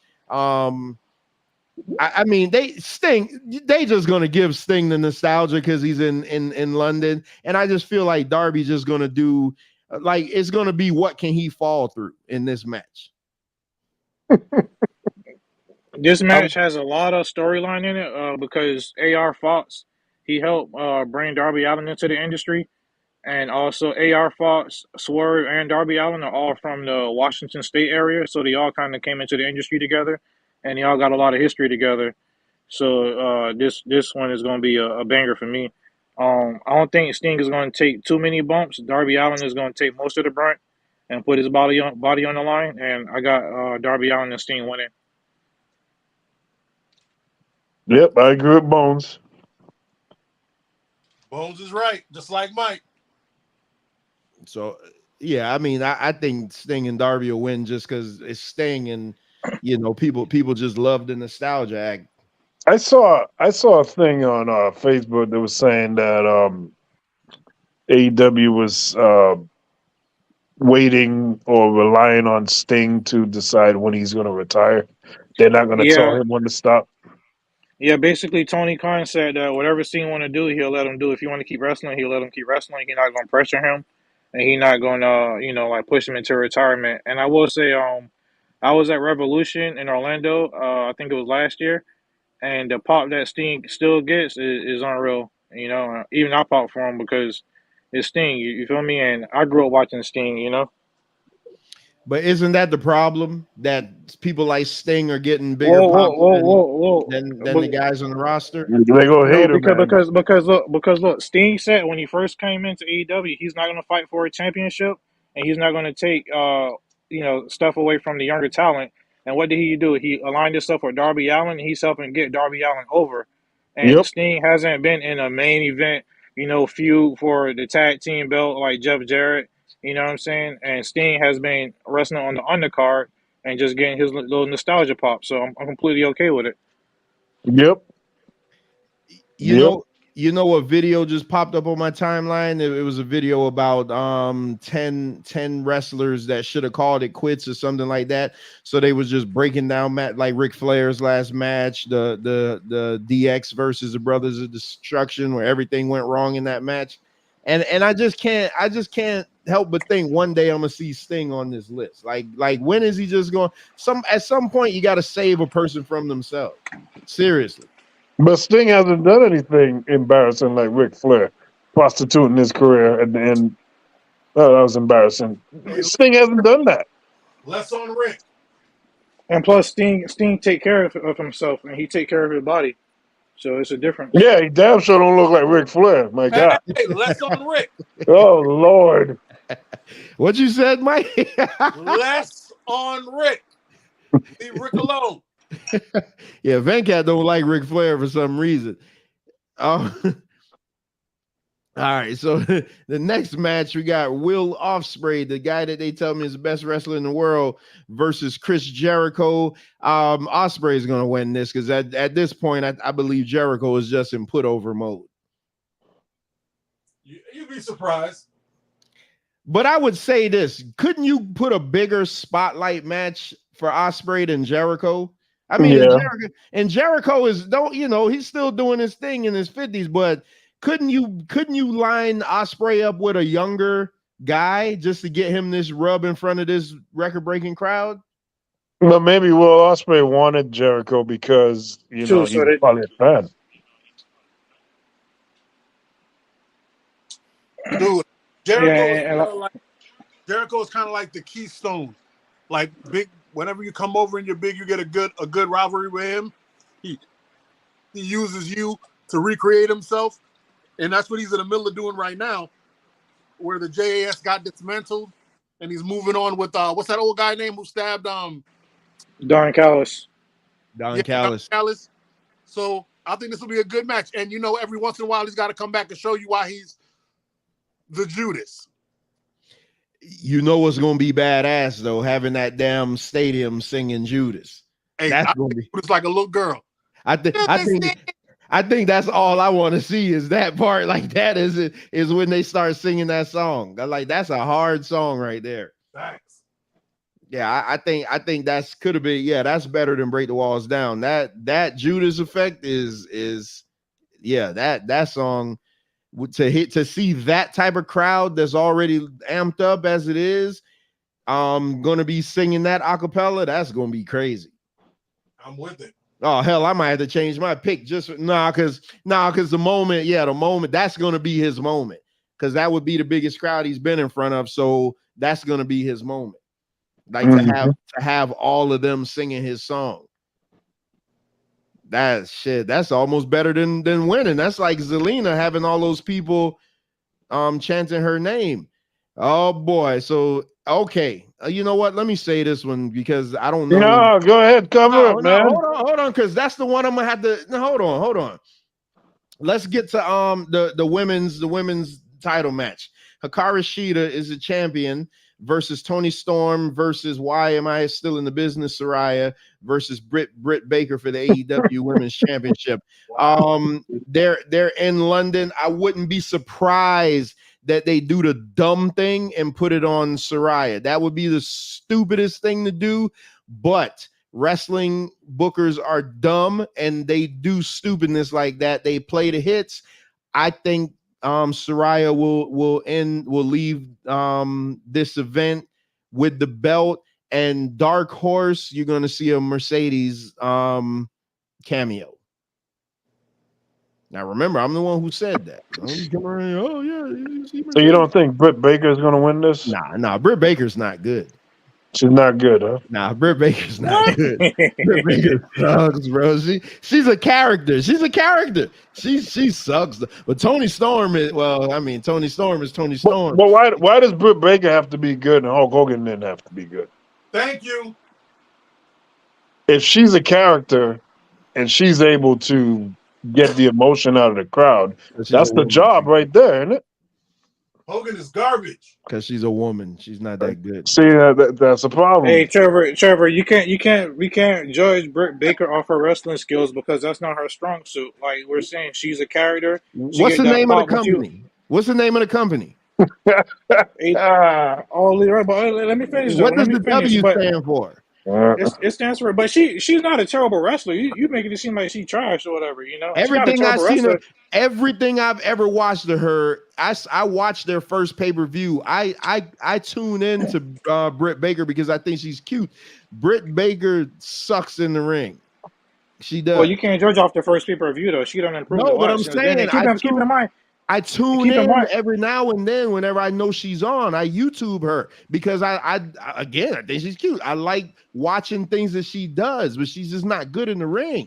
She's not. And keep in mind, she only wrestled for like a year and a half before she signed with AEW, so she's still kind of young when it comes to as far as her wrestling years. So you got to kind of work with her a little bit, man. But as far as the match goes.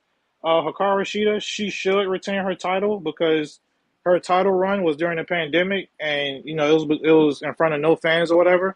So it's kind of got an asterisk by it. So a few weeks ago, she beat Toni Storm in the main event to get the belt in front of fans, and that was her moment.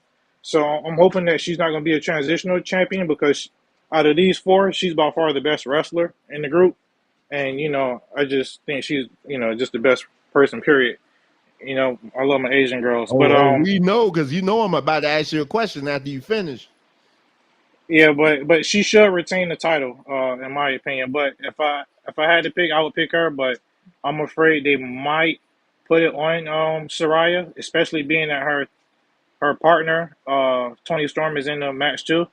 So they might work together, But yeah.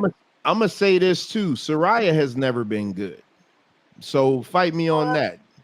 Mike, name me one good thing you name me. Tony Storm ain't that great either. No, Tony Storm is awesome. Mike, she ain't that great either. Mike, tell me one good thing you've seen Saraya in that didn't have to do with Pornhub.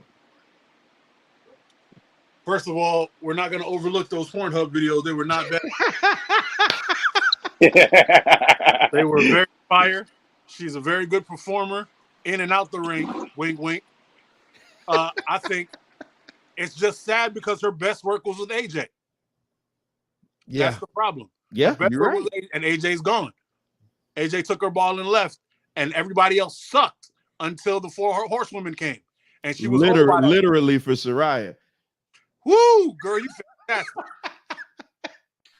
This guy need a stand-up license. Venkat probably like, what the hell are y'all talking about? Hey, there's a reason Del Rio was so good in the ring. He rolled them all. I'll say this too. There's a reason her husband is called Rock Hard Juice Robinson as far as Tony Storm. Yeah, oh yeah, Tony Storm is Tony Storm must have a black daddy or something. Ricardo, just go to the website that we frequent and type in Paige, and that's all, and just look at her best moves because the damn sure ain't in the wrestling ring. Type in WWE Paige and just look at her best moves. And look out for a member of the New Day. Yeah, look out for the member of the New Day. Hey. Venkat, you have no idea what we're talking about, huh? I do know what you're talking about, sir. Thank you. Oh, okay.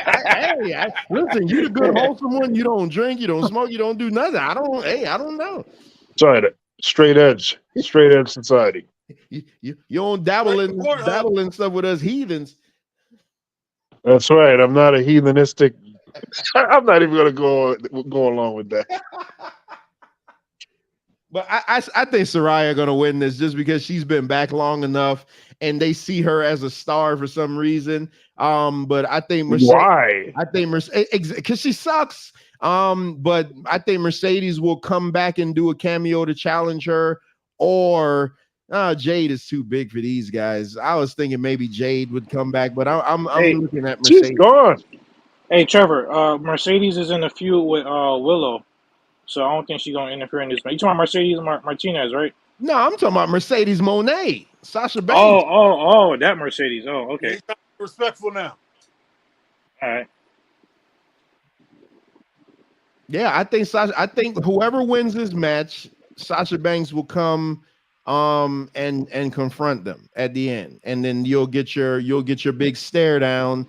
It can't happen at All Out, obviously, because that's in 2 weeks, but it'll be at their next big pay-per-view, whatever the next bigger one is. Probably not the next one, but whatever the next big one is.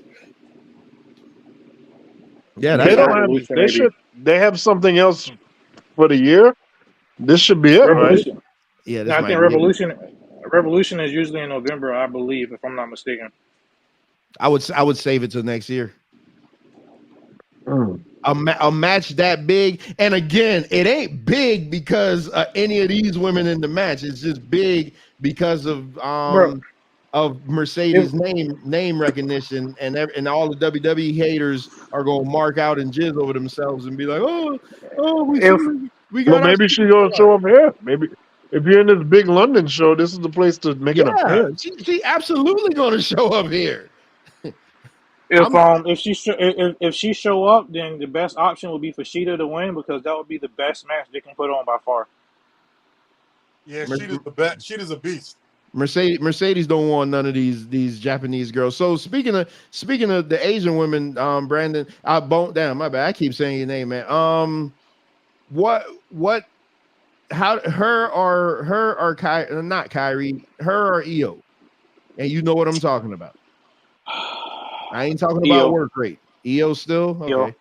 Because this girl, she looks cute. I've never seen her though. I don't know what she does. I seen her in person. She legit cute. But she is she put together like Io? Nope. That's why I say Io. Oh. Yes. Huh? You ain't got no cheeks. They nah, I don't know. Oh Mike. man, let's go to the next match. Mike, we gotta talk about this offline, Mike. Yeah, we gotta talk about it later, bro. We gotta talk about this offline. Boy. All right. So here we go with CM Punk, the real world's champion, versus Samoa Joe. Samoa Joe wins. CM Punk gonna win this. Samoa Joe wins. Without a doubt, CM Punk's gonna win this. They're not gonna. Well, you know why? Because Punk is gonna brag that he's the one who drew the crowd, which we know he didn't. But this will just give him more ammunition. And you know he's probably gonna cry and be like, "Well, why, Tony? Why can't I win the match? I should be able to win the match. I'm your biggest star." I got CM Punk winning this one.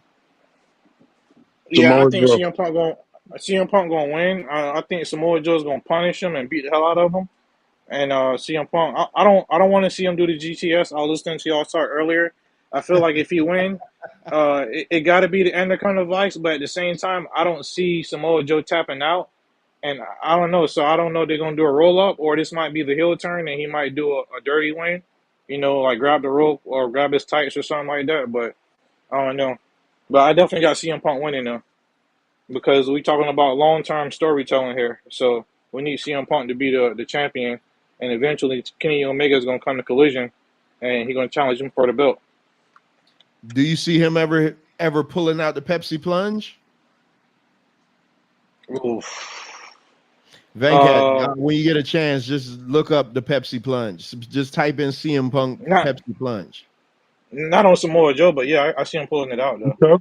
You think he can still do that now, as sloppy as he is in the ring? No, I got faith in him. I think he could. I'm not 100% confident, as you can hear my voice, but I would never take that move from him. Never. I wouldn't take that move from anybody, but I would never take that from him. Why is that even a thing, though? Like, why is that move even allowed, though? That's crazy. Even I'm sitting here talking about the damn Pepsi plunge. Yeah, I agree. I won't want to take the move from nobody. I don't care who it is. Man, Mike, you know what the Pepsi plunge is, right? I do not, but I'm on YouTube looking it up right now. Yeah, just type in CM Punk Pepsi plunge. It's ridiculous. Like, it's absolutely ridiculous. But Samoa Joe is that dude, man. I like, at least I like him in this character, I should say. And I liked him when he was in WWE punking out Brock. But I like just that come in, because every match don't have to go 30 minutes. That's the thing about these New Japan matches. They're always 45 minutes to an hour. Samoa Joe. Yeah, I saw this. Yeah, you see that craziness? Man, he gonna kill himself. Yeah, Samoa Joe don't get paid by the hour, buddy. But I feel like Punk is gonna put him in the Anaconda Vice and make him pass out. Because I agree with you, Bones. He ain't gonna tap out. He's gonna pass him out. I want everybody to show some love to Samoa Joe.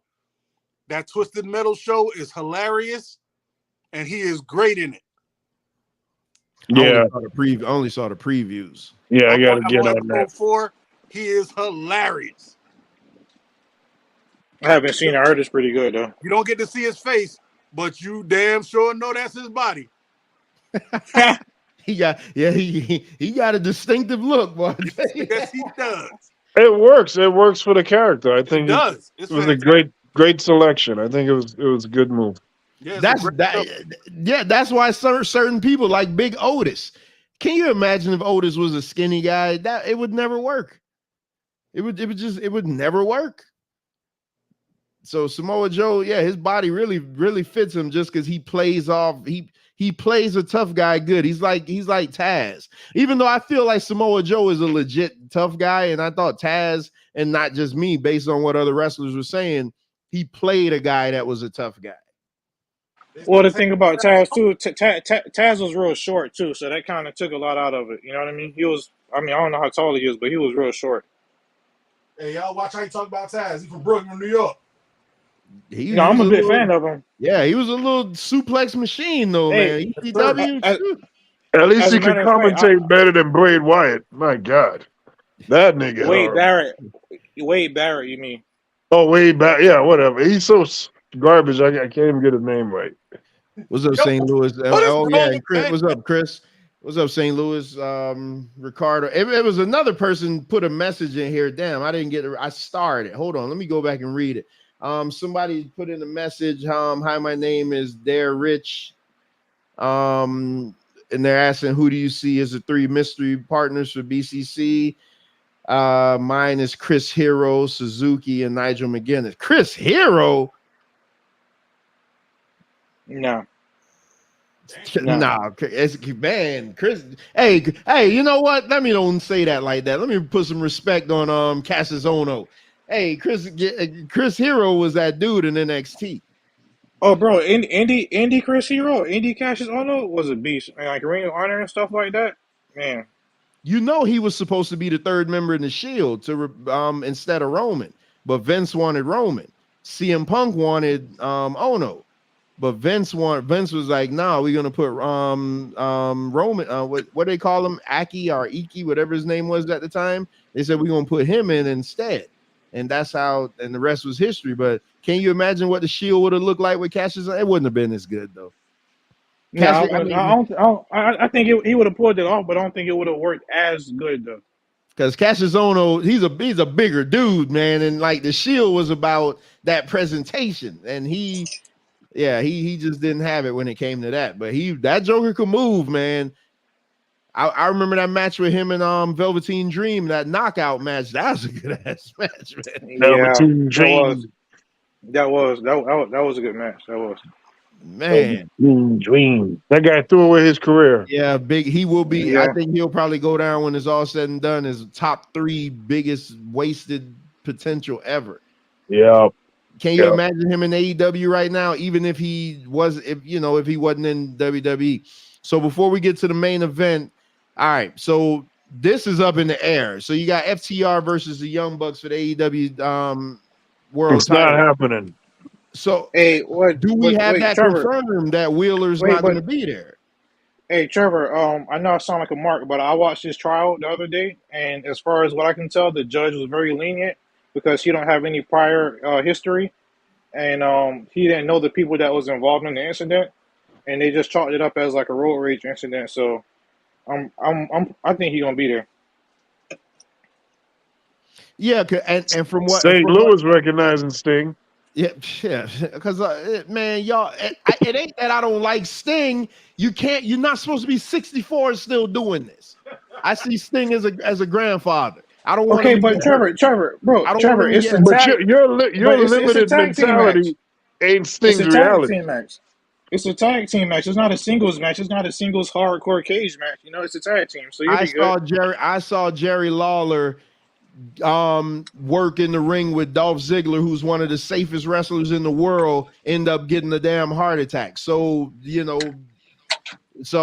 forgive me if I just I don't think Sting spent his life eating butter and sugar. Yeah, I was gonna say, Trevor. I mean, come on, Jerry Lawler is not Jerry Lawler is not the on Sting's level as far as health. Man, that's a lot of conjecture there. Like, how the hell? No, it's not. Bro, that like what? Sting has been taking care of his body all his life. But Jerry Lawler never did drugs, never drank alcohol, though, right? Nah, what does that mean? What you mean? his liver. Oh, come on, man! Don't even let's get into the organs and stuff. Now you know that you can have liver disease and whatnot without drinking alcohol, right? I know that. I know that. Okay. Just like a person who's never been sick in their life could get cancer. I mean, I know that. What's the point with that? The point is that Jerry Lawler didn't take care of himself, obviously, like he should have. That's why he has those issues. I don't know about that one. You making that one up there. How am I making that up? You'll just get that. I don't want y'all to think I don't like Sting. That's what it's coming off as. Oh, yeah, it's definitely coming off like that. And by the way, St. Louis, tomorrow Reggie is supposed to be challenging you on something, so I don't know. So look out for that tomorrow. But yeah, I don't know where the Sting hate coming from, and the Ultimate Warrior praise is there. I don't get that one. All right, so we think this match is happening or no? I mean, I think so.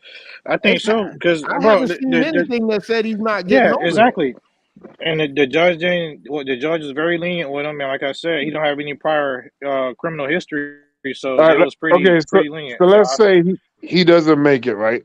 They're gonna cancel a match, or they just substitute a guy. No, you got to cancel it. Who the hell are you going to substitute for that? Yeah, you got to cancel that. Hold on now. This is wrestling. We've seen this before. No, this is the end all be all of this feud. No, you can't do that. You can have a substitution.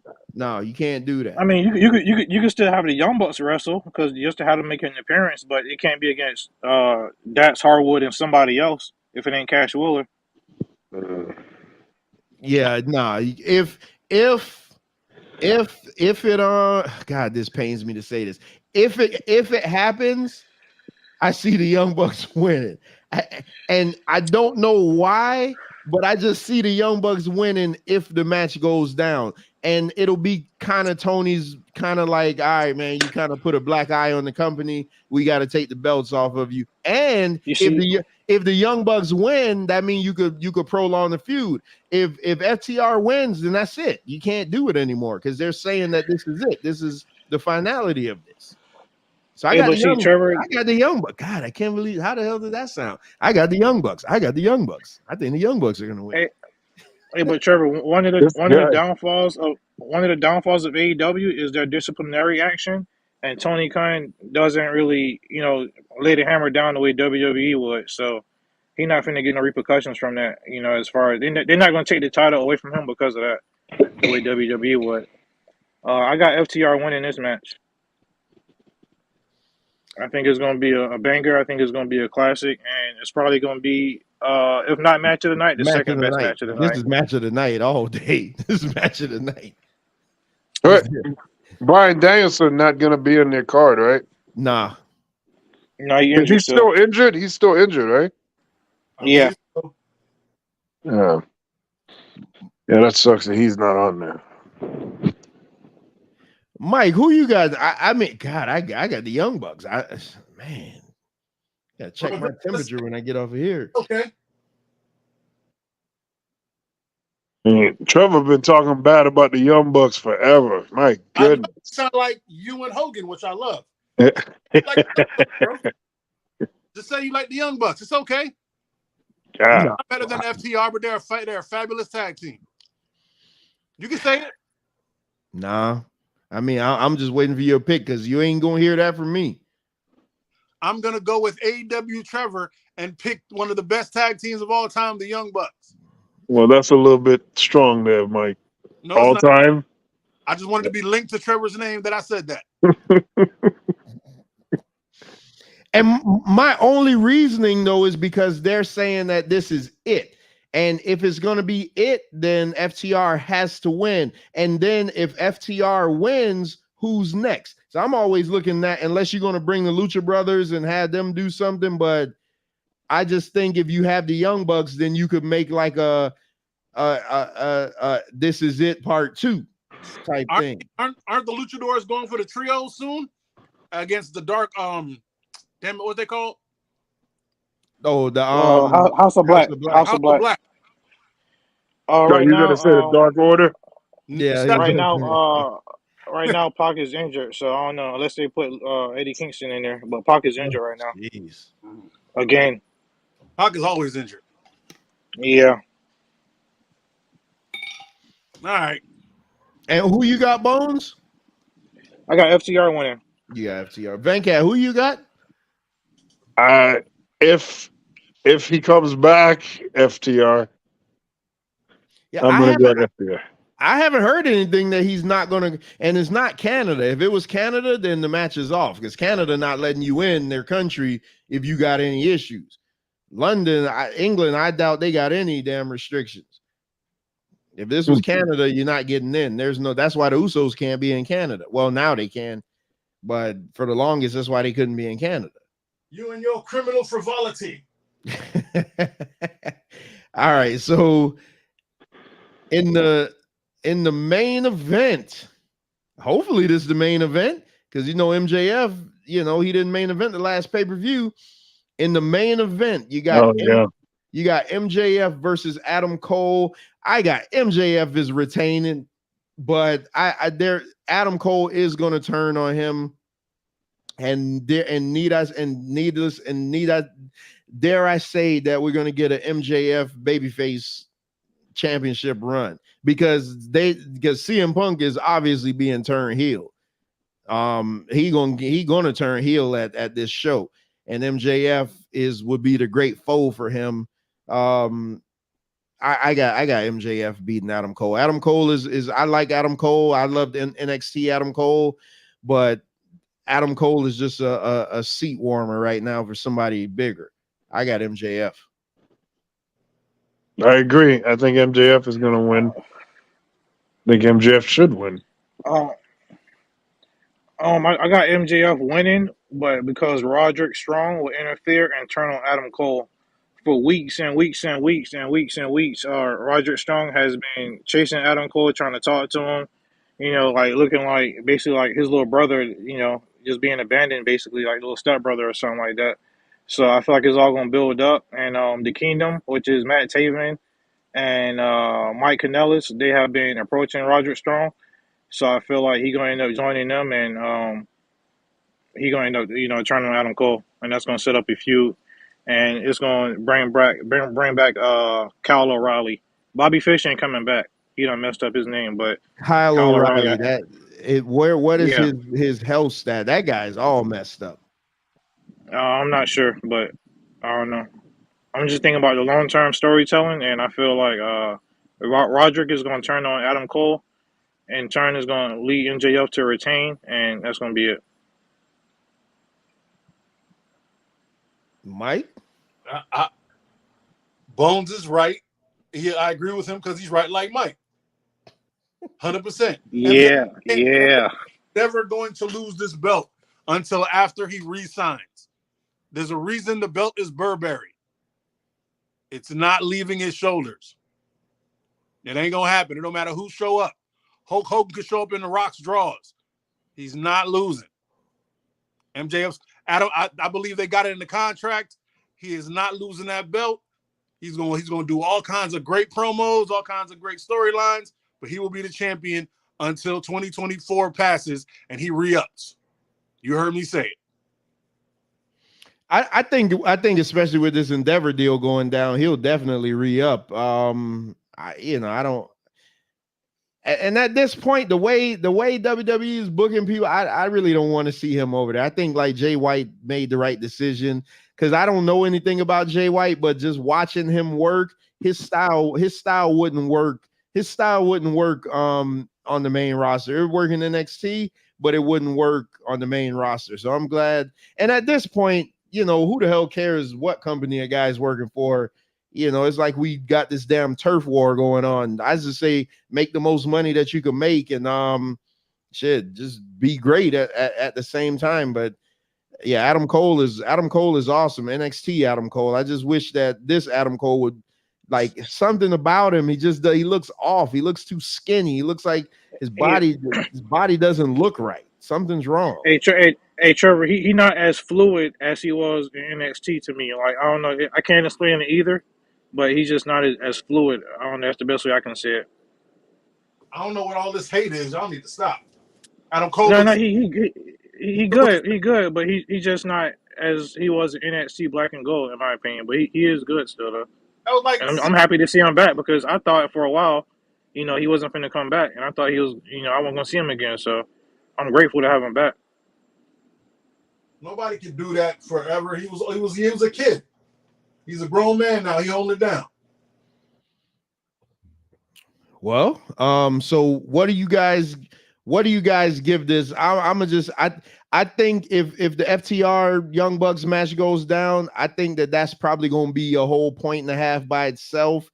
The card seems, just based on everything I know, the card seems like it's going to be pretty strong. I don't see this show doing less than an 8.5. And I agree with that. I think that atmosphere is going to be so that's going great. to that's going to make the show just and then those guys on that roster is going to deliver. So that might take it to like a 9.5. Like I know, easily. This might, because it's not like Backlash was that great. That crowd made Backlash that great.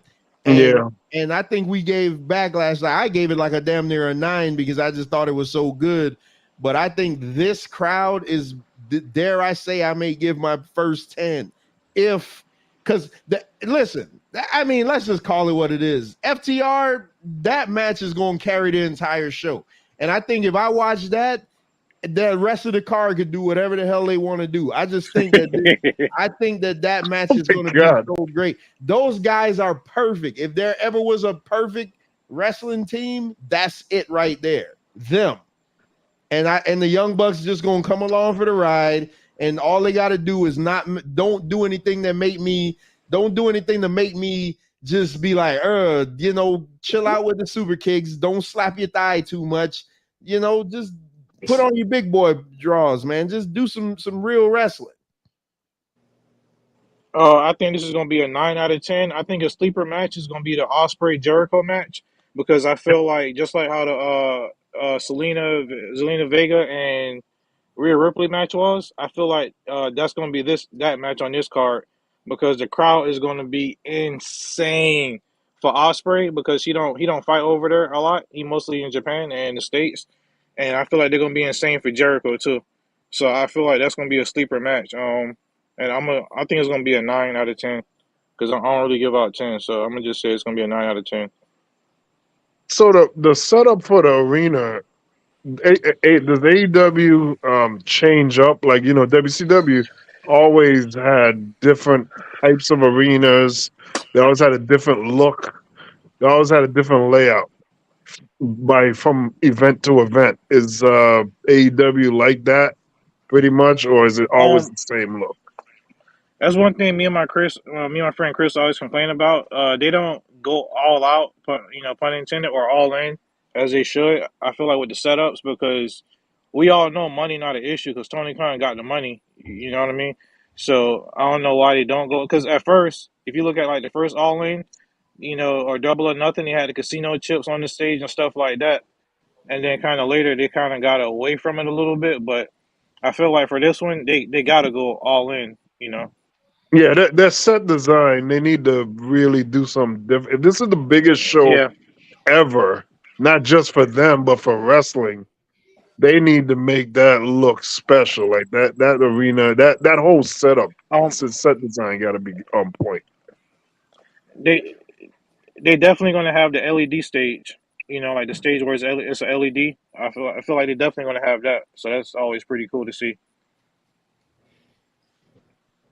So I agree with Trevor as far as it's going to be somewhere around a damn near 9 on the show. Expectations got to be high. It's the biggest show in wrestling. I mean, to make the announcement that we're going to see the biggest show in wrestling history and it's not a WWE product, that's amazing in itself. Yep. Now, you know what? I ain't even gonna say that. No, go ahead. Say what you're gonna say. It's the biggest wrestling. It's not sold out though because I was trying to find the card online. I went on AEW's website to find the card, and it kept taking me to Ticketmaster. There's a lot of seats still available, and they're like going for nothing. Like you can get tickets for like $50.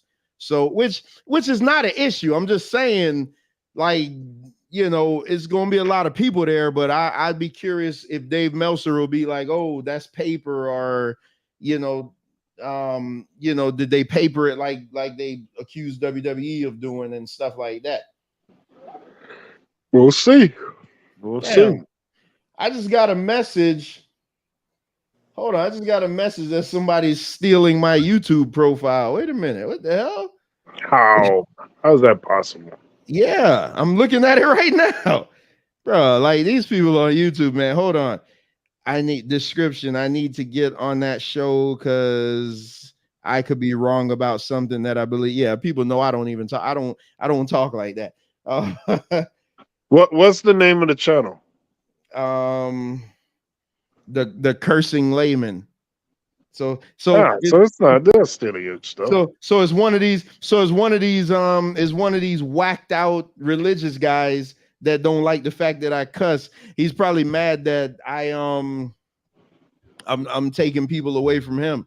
So whatever, I'll have to deal with him later, man, because I gotta finish this. But it's always your religious people, man. Yeah, bro, I'm telling you, I don't get no heat from anybody in the regular world. Like, it's always the religious people that give me the most heat. But I'm looking right at the message. Like, a guy like literally made a profile using my profile picture and everything. Oh boy, I don't know if I should be honored or what, but y'all, I hope you subscribe to the channel. You're trying to steal everything off of it. So yeah, I think the show's gonna be great, and I do want to watch it. I mean, but you know, it's like, this is that thing of being an adult. You're like, damn, AEW, would it kill you to try to make, hell, Venkat could agree to this.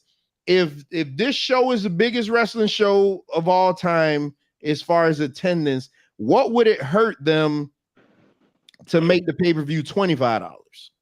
Oh yeah, exactly. Yeah. I agree. Yeah. Just so more people could watch it. Yeah. I agree. Yeah. Missed opportunity right there, because you could make new fans with this. Especially that they got another show in 2 weeks. Yep. That they're gonna want you to pay full price for. Like that. You can't justify it now with the way things are. You can't justify it. But you know, I think the show gonna be great. I think that Adam Cole. I bought their video game. I should get that jump for free. Is their game good? Hey, Vanka, let's not talk about it. Let's not talk about the video game. And the thing about it is, you got to really get into it. Like, if you play it once or twice, you're not gonna like it. But it's something that you really got to invest into. And once you get the controls down, it's not that bad. I like it. I don't see a problem. I only played for a little bit, but I like it. WWE 2K23 is hard for me. I don't know. The control is too hard. Like, you can't. I don't know. It's too hard to try to do like finishing moves and stuff. Hell, I'm having problems just getting in the damn ring. Like, it's crazy. But some guy complex. The AEW game not as complex, but you know, a lot of people are complaining about it because it's not updated. So you got to kind of update it yourself. They should really have done that. Like, they should have done it by now. Because like the Ninja Turtle game, you get a free Pizza Hut pizza when you buy the game, because it ties into the license. So it would have made sense to give away like a credit for watching All In. That would have been smart, because sometimes people don't even care about wrestling, but they'll play wrestling games, and now that would have given them an excuse to just watch some wrestling. Anything, you got to think out the box with this. Like, just any excuse to just get a person to watch your product. Have you played the Ninja Turtle game? Because I was under the impression PlayStation sent me an email and said that the Ninja Turtle game is going to be linked to Street Fighter 6. So I go on Street Fighter 6 last night thinking like, oh crap, are they going to do some type of crossover? Do I still have to buy the Ninja Turtle game? Because Ninja Turtles on the arcade game was man, that game was awesome, man. But so is it a game in its own self or what? Well, I don't know if this is an upcoming game you're talking about with Ninja Turtle. I'm talking about the game that the one that they made that's a new kind of retro throwback to the old school Nintendo ones that we used to play. What is that on? It's on all the systems. It's on Switch. It's on PlayStation 4 and 5. It's called Shredder's Revenge, and it's cartoon graphics just like it used to be, but it's a new game. Oh It's pretty good. And then last night I went through PlayStation's entire catalog because I was looking for like a racing car game. Yeah, and I didn't see that. No, it's there, man. Just type in Ninja Turtles Shredder's Revenge. It's there. You can get it digital, or you can get it. How much is it digital? No more than $29 or something, I believe. Man, I love that Ninja Turtle game. I'm gonna have to get that. Yeah, and then they also did a compilation with like 11 Ninja Turtle games, the original arcade and PlayStation 1, Super Nintendo. They have all of them on there. So you can't use the up, down, left, right, BA, select, start. You can't use that, huh? That's Contra, man. That's Contra. But the Ninja Turtle one was close to that because I still play Contra with my daughter on the NES Classic. Yeah. Well, it's a Konami code. They use it for several different Konami games. It's crazy that you can remember that damn thing 30 years ago. All right, so let's get ready to close out. But before we close out, let's go to this week in wrestling history. Oh Lord. Let's see what what are we going to rewrite this week? What are we going to rewrite? This covers the week. This covers the week of August 16th through August 23rd. So covers from last Wednesday where we left off to today. So I'm trying to get through these real quick. It's not as long as last week. So in 1990, former NWA World Heavyweight Champion Pat O'Connor dies at the age of 65. 2001, WWE presented the first ever live edition of SmackDown, airing on UPN. The show was notable for the debut of the SmackDown Fist stage and the use of The Beautiful People by Marilyn Manson as the show's theme. I remember that. The main event was when Shawn Michaels turned on The Rock when Rock wrestled Triple H. 2004, on a Raw episode airing from Ontario, Canada, we saw a celebration for newly crowned World Heavyweight Champion Randy Orton. I don't know who he beat. Hosted by his Evolution teammates. All was well until Triple H pointed the thumbs down to signal the end of Orton's time in Evolution for the beatdown to begin, officially kicking him out of the group. So that's when Randy Orton won the belt from a no-name person. In 2009, TNA presents the Hard Justice pay-per-view. The main event saw Kurt Angle retain the TNA World Championship against Matt Morgan and Sting. Man, Matt Morgan was a big disappointment in WWE. Matt Morgan had the size. He should have been much better than what he was. The card, Blueprint. Huh? I say his nickname was the Blueprint. He was pretty decent. Yeah, I don't understand how they wasted him in WWE with that size. How many times can we say that about people in WWE? Yeah, you're right. The card also features Samoa Joe defeating Homicide for the X Division title. Hey, listen, my homie gave me an X Division DVD. This was years ago. That thing, man, that X Division, that could have been the best division in wrestling. That X Division, at least that DVD. No, was not better than Cruiserweights in WCW. Hell no, that X Division was better. Bro, than they look. I just watched. I watched yesterday the Ultimate X match with Motor City Machine Guns, Christopher Daniels, and Homicide. It's a classic. The Ultimate X matches are classic matches. Yeah, they're good. I'm not saying they're not good. Nah, that X Division was better than the WCW Cruiserweight division. Nope. In 1997, ECW broadcast only their second ever pay-per-view, Hardcore Heaven 1997. This what MD was talking about. The main event saw Shane Douglas defeat Terry Funk and ECW World Champion Sabu to win the title. 2008, SummerSlam aired. 2008, the SummerSlam aired, and we saw the first pay-per-view of the PG era. The Undertaker defeated Edge in the Hell in a Cell match in the main event, but more notably, John Cena suffered a herniated disc in the match with Batista that kept him out of action until Survivor Series. 2010, a SmackDown taping saw the WWE main roster debut of future world champion Alberto Del Rio. Speaking of Page, accompanied by his personal ring announcer Ricardo Rodriguez. He competed in the main event, submitting Rey Mysterio and injuring him in the post match. And I liked Alberto Del Rio. I mean, I like that Straight character. trash. Bro, that entrance, I love Are that you entrance. talking about you calling him trash because of his out of the ring stuff? No, I'm calling him trash for his in-ring stuff. Oh no, that guy was he was awesome. He was straight trash. I couldn't stand the fact they put that title on him just because he's of Latin descent. Really, find a good Latin wrestler to put that on. I saw him beat Big Show in live at Survivor SmackDown in 2013, I think it was. Man, that was a good ass last man standing match. Yeah, I remember that.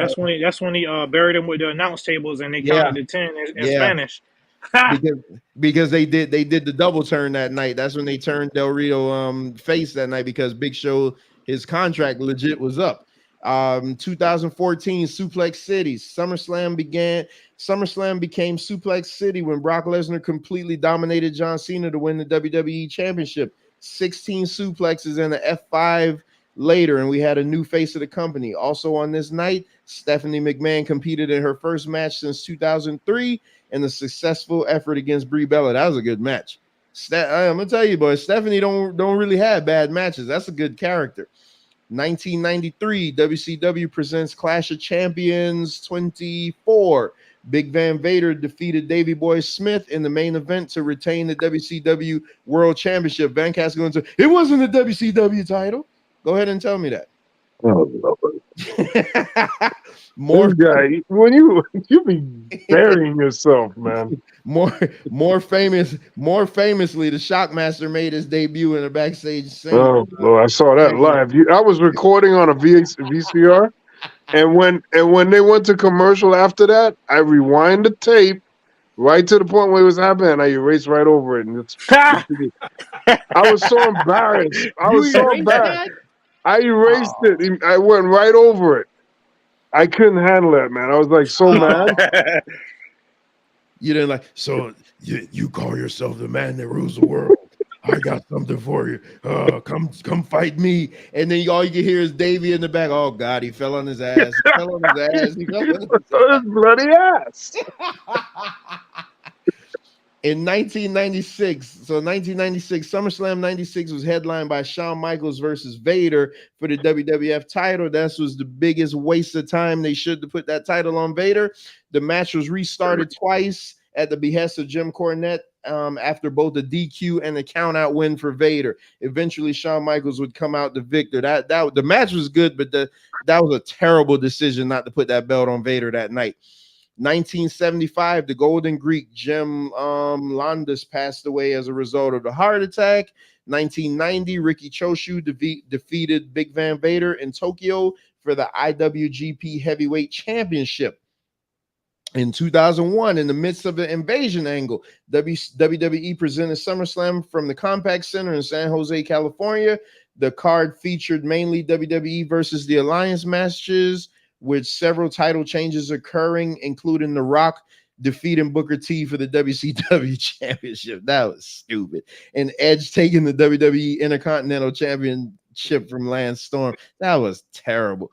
In 2002, after a series of title changes on the night between Bradshaw, Tommy Dreamer, and Cash Holly, the 24/7 rule of the WWE Hardcore title is discontinued. The title itself would be declared defunct 1 week later when Intercontinental Champion Rob Van Dam defeated Tommy Dreamer in a unification match.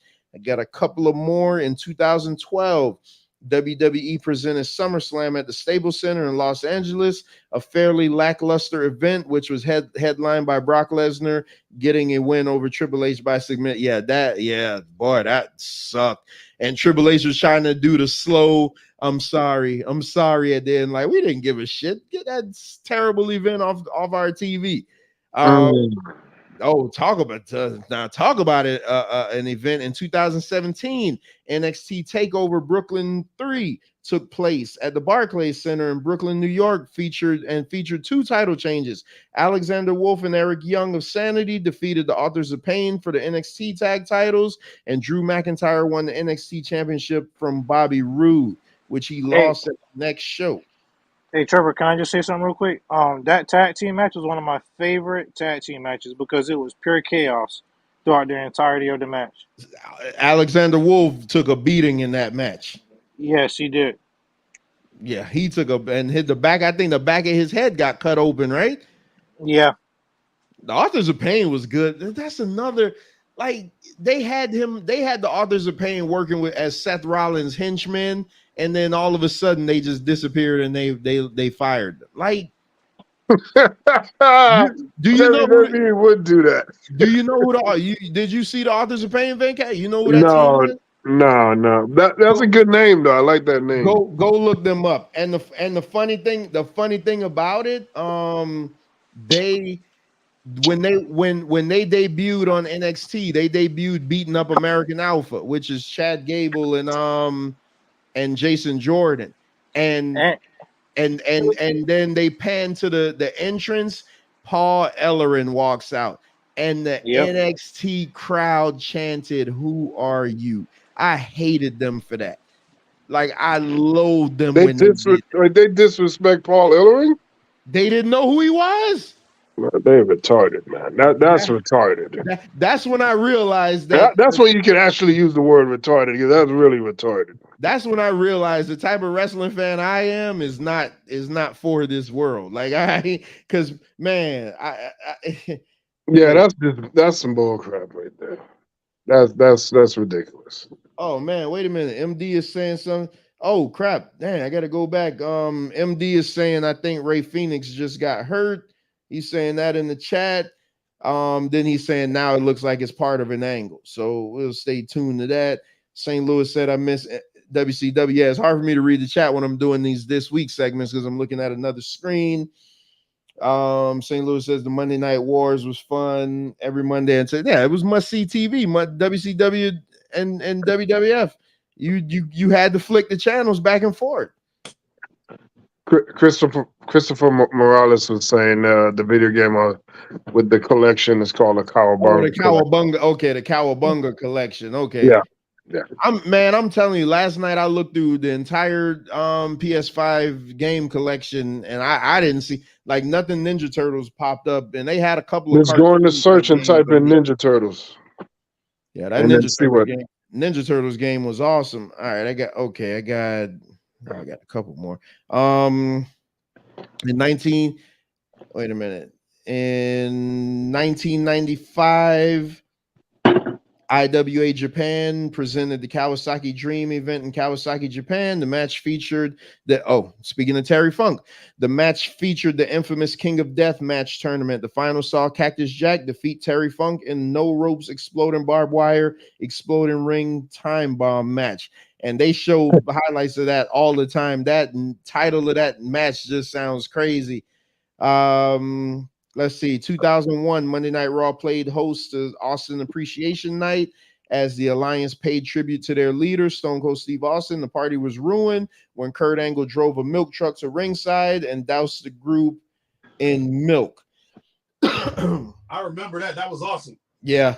I remember Jim Ross saying, I wonder if it's homogenized. I just always remember Jim Ross's little quirks. 2006 WWE SummerSlam took place at the TD Garden Arena. The main event, Edge retained the WWE Championship over John Cena.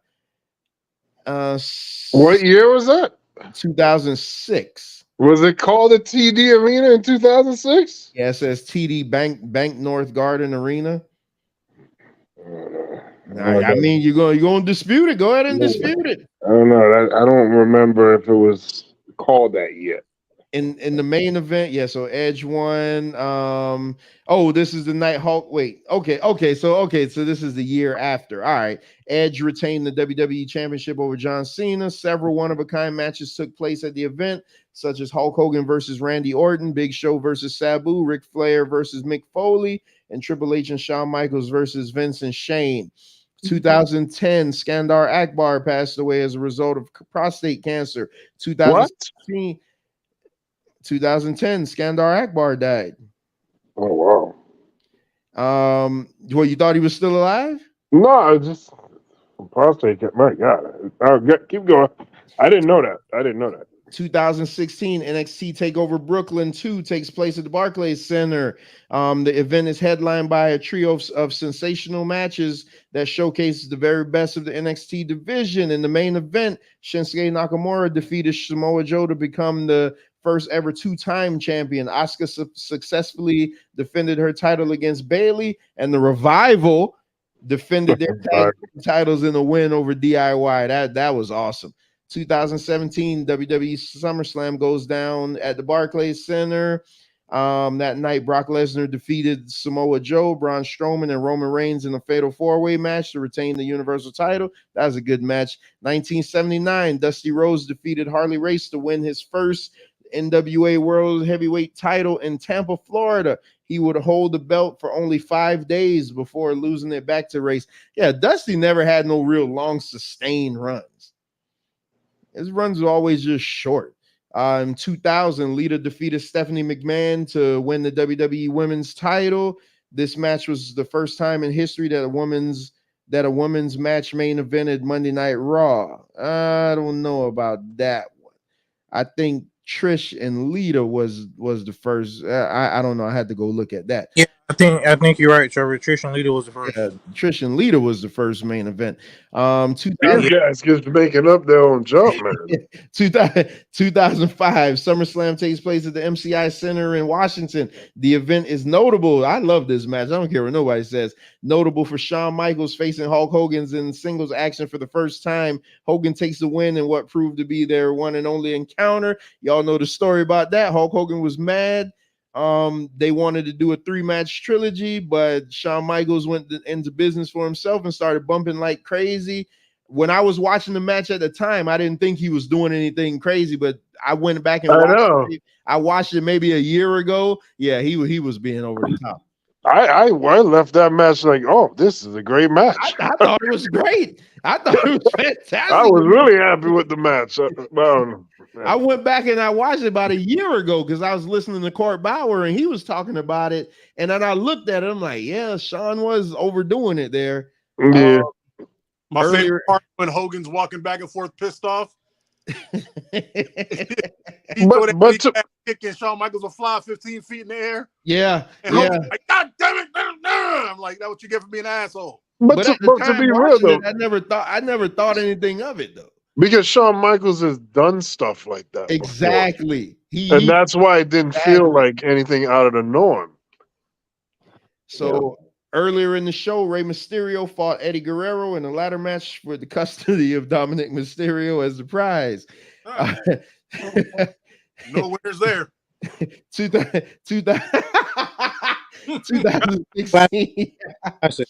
2016 SummerSlam was held at the Barclays Center. On the show, Finn Balor defeated Seth Rollins to become the inaugural Universal Champion. He was forced to vacate the belt due to injury the next night. Elsewhere, I said, Prince Nevitt, we love you. Elsewhere on the show, Charlotte Flair defeated Sasha Banks to win the Raw Women's title, and Brock Lesnar defeated Randy Orton in a nice main event. That's when he had Randy Orton leaking like a faucet when he was elbowing him in the head, and Chris Jericho thought that it was real and tried to fight Brock Lesnar.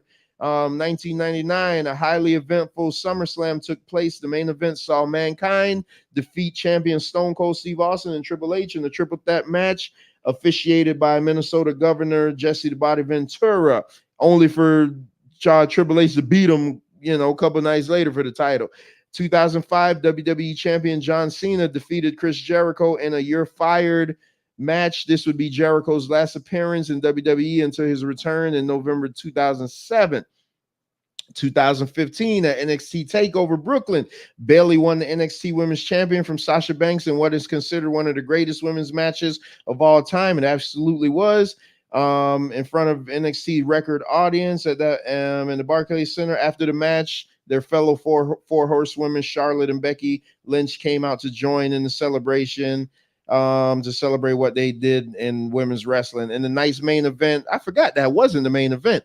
Finn Balor successfully defended the NXT title against Samoa Joe in a ladder match.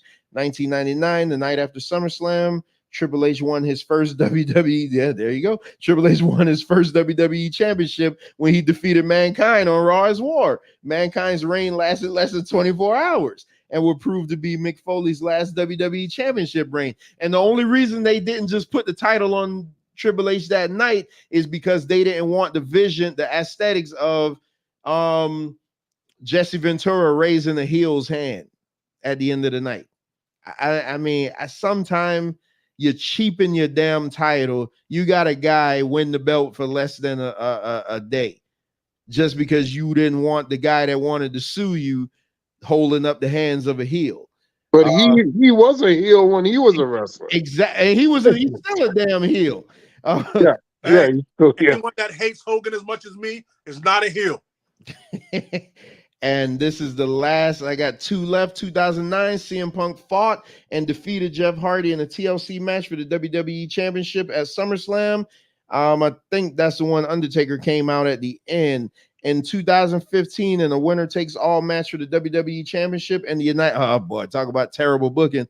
In a WWE winner takes all match for the WWE Championship and the United States Championship. So you have both belts on the line. Seth Rollins defeats John Cena to win the U.S. title with an unlikely assist from comedian Jon Stewart. Oh, I remember that.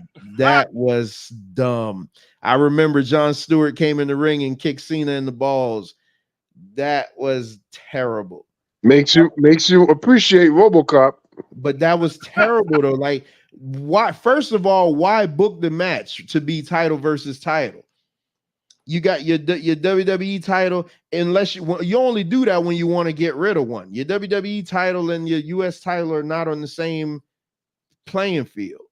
Yeah, it is. Those titles are always looked upon as equivalent. In what world?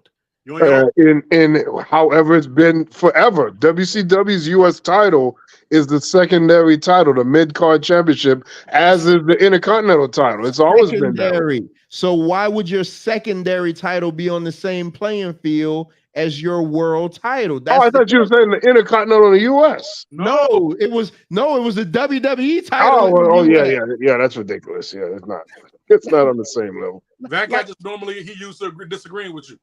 It's like I legit thought you were talking about I guess it was a different thing you were talking about, the Intercontinental in the US. It would be like Hulk. It was like Hulk Hogan and the Ultimate Warrior at WrestleMania 6. Why, if I'm Hulk Hogan, why would I want the IC title? You would want it because he never had it. So it would be because he never had it. So you would win that title and add it to the many titles you have. It's like telling Mike Tyson why would he want those other titles that he had. He had like 4 or 5 titles at one point. That's a bad analogy, Van Cat. It is not a bad analogy. You're collecting belts. That's a bad analogy. You're collecting belts. Mike Tyson had were of equal value. All the same exactly. level. No, it was not. Exactly. They were. Yeah, but it's always a good visual in wrestling when you have multiple belts around your waist, like Ultimo Dragon. Thank you. We see a guy in wrestling that got multiple belts around his waist, and but it's all the same belt. You don't defend any of them. There's 3 belts and it's all one belt, so that doesn't really count. But when you have all different belts, it makes more, and it values the wrestler more. And for God's sakes, can Sami Zayn please stop wearing both belts like that? Oh my goodness, man! Speaking of Raw, man, that Quebec crowd was not nice to Trish Stratus on Monday. They were chanting something at her, and she was like, "Oh, you guys are stupid." But I heard somebody translate it and say what they were saying. I can't, Trevor, because I don't want to have to give you $10. Yeah, that's what I'm saying. They were not being nice to her. What they were saying was not nice at all, man. And she's just sitting there. That's probably why she was looking so flustered. Man, her run has been terrible back. Like it hasn't been good. And I blame Becky Lynch a lot of that because Becky isn't. You're blaming Becky Lynch? Yeah, because Becky's not any good. Because when it's not her fault that Trish Stratus is trash. When Trish came back and feuded with Charlotte, it ain't had no problem there. Hey, even though Becky isn't that good, I don't blame her for that because Trish just ain't that good at all, and nobody want to see her nowadays. Yeah, it feels forced. Exactly, and she can't play a heel in 2023. It don't work. Yeah, she can't play no heel. Yeah, that promo was terrible, and then the crowd was just throwing her off because whatever they were saying was like, I'm like, damn. How are you in your hometown, in your home country, and they're cussing you out in your language? That's so embarrassing. She can never come back from that. I blame WWE for that too because God, they put her in a bad situation. 2 or 3 decades from now, they're gonna have YouTube videos about this, you know. And somebody gonna have subtitle what they were saying because I knew they were saying something. I knew they were cussing her out, but they don't know over here what she was saying, and they were going loud with it too. Like they were relentless with that. I'm like, was it being bleeped? No, it wasn't being bleeped. That's why I just thought maybe they were just saying something like shut up or something, but they weren't saying shut up because when I was listening to you got bleeped right there. Yeah, your show got bleeped there, Trevor. When I was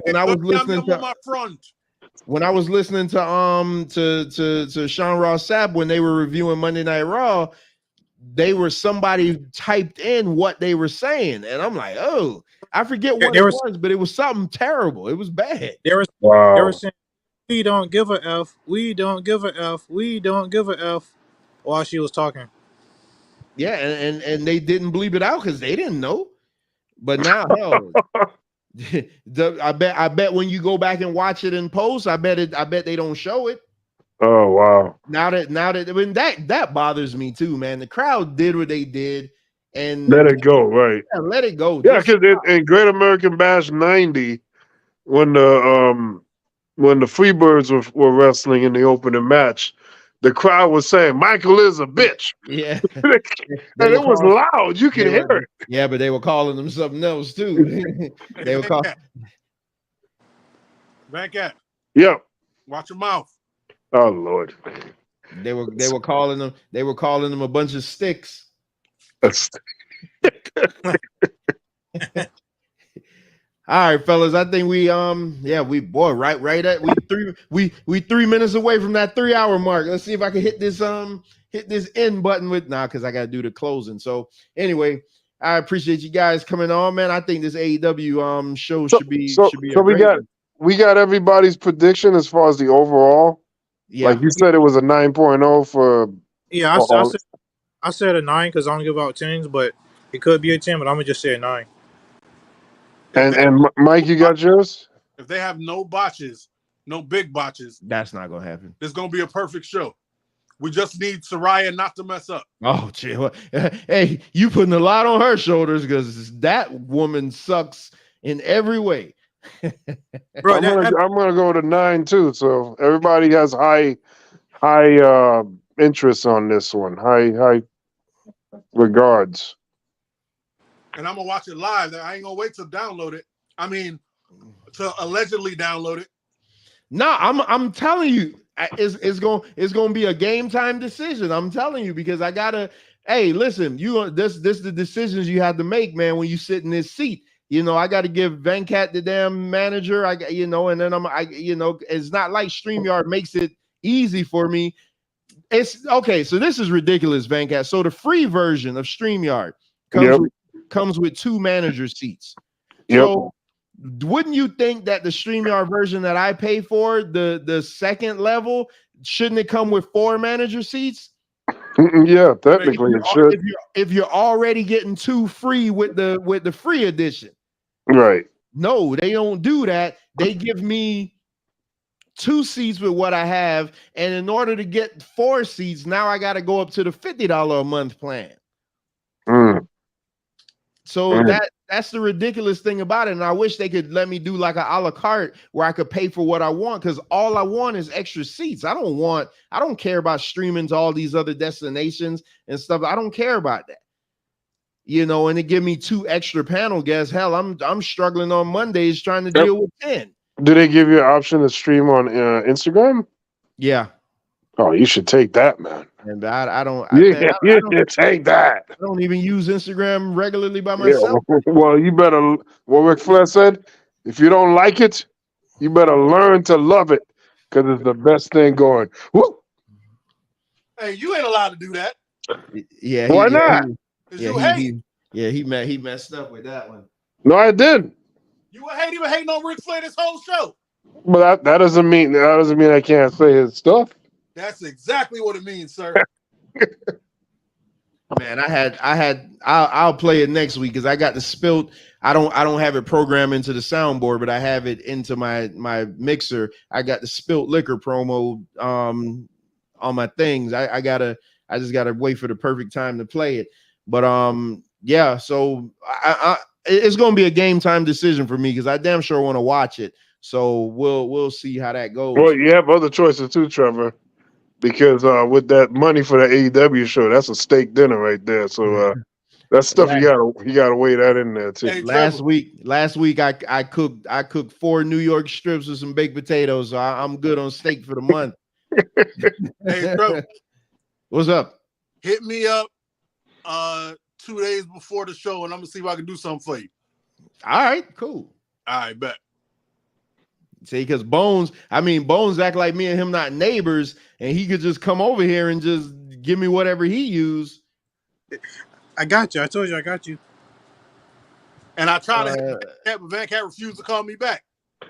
Oh, hey Trevor, I gave you something to get. Hey Mike. Oh, I'm sorry, Bones. Mike. So, are you gonna be available after the show? Mike, I get my daughter back on Friday, but she might have COVID, so she might not come. No, I mean at this show, after this show. Oh yeah. Yeah. So let's do it after the show. Damn, what, she got COVID from school? Nah, her little brother went to his grandmother's house and the grandmother caught COVID. So now they think the baby might have COVID and the baby loved my daughter. And I'm like, damn it. And my mom told me today, but I'm trying to keep it legit because if she got COVID, she can't come over here. It almost killed me last time. I ain't going back on that ventilator. Mm-hmm. Oh, you actually were on a ventilator? Yeah, man, I almost died. Yeah. Oh, the damn! first came out. Yeah, COVID is definitely a real thing. Yeah, I had it like 3 times, but I never I just 3 times. Yeah. What, you trying to perfect it? I know. What the frig? Bro, that's why I tell you, man. I'm telling you, when you work with white people don't believe in not talking to you up in your face. Like, I be having to tell them every Monday morning when I have my production meetings, I'd be like, listen, y'all all have my phone number. Just call me. You don't have to come to me in the shop and talk to me. You don't have to stand next to me and talk to me. Call me on the damn phone. But Trevor, you're such a talkable person, Yeah, my daughter gets sick easy. I don't need to be bringing nothing home to her. When I had COVID the first time, I didn't even know. You know how I found out? Because my wife ended up going in the hospital because she was because I came home, passed it on to her. She ended up having like severe chest and back pains. So she ended up in the hospital. The whole time I didn't, and it's not until after the fact that I realized, I'm like, you know what? There was this spell at work where all of a sudden I just got tired, just unusually tired all the time. And then that's when they found out that I was the passer. But, all praises the Most High that my daughter never, I had it. My mother-in-law had it. My wife had it. All of us in the house, my daughter never had any issues, man. I'm glad that, one thing, I had it like 3 times because, again, white people, man, they come like my boss, she had it and she telling us that, it was just a stomach virus and all they did was took a Z-Pack. No, you infected the whole damn shop. Bro, yeah. Because I got it because there was this white person going around the city we live in coughing on their money and then paying with it. And I caught it, but I didn't know at the time. It was so new, nobody knew it was where we were at. So I gave it to everybody at the job, and then I went home and I had like a weekend, right? So I laid in bed. Let's say a Friday, right? I got off on Friday. I laid in bed. Next thing I know, it was Monday, and I hadn't moved. And people have been banging on my door like, "Yo, what's good? Are you okay?" I'm like, "No, what's up?" They're like, "Yo, you haven't come out in days." I was like, "No, you talking about it's Saturday?" They're like, "Yo, it's Monday." And I looked and I was like stink and smelly, and I just didn't feel good. I tried to get up. I couldn't get up. So then people just started coming by my room and putting food at my door. And I would take, egg and rice, right? When you fry the egg and you mix it right like Jamaica, like we do in Jamaica or whatever. It's one of my favorite things. They brought me egg and rice.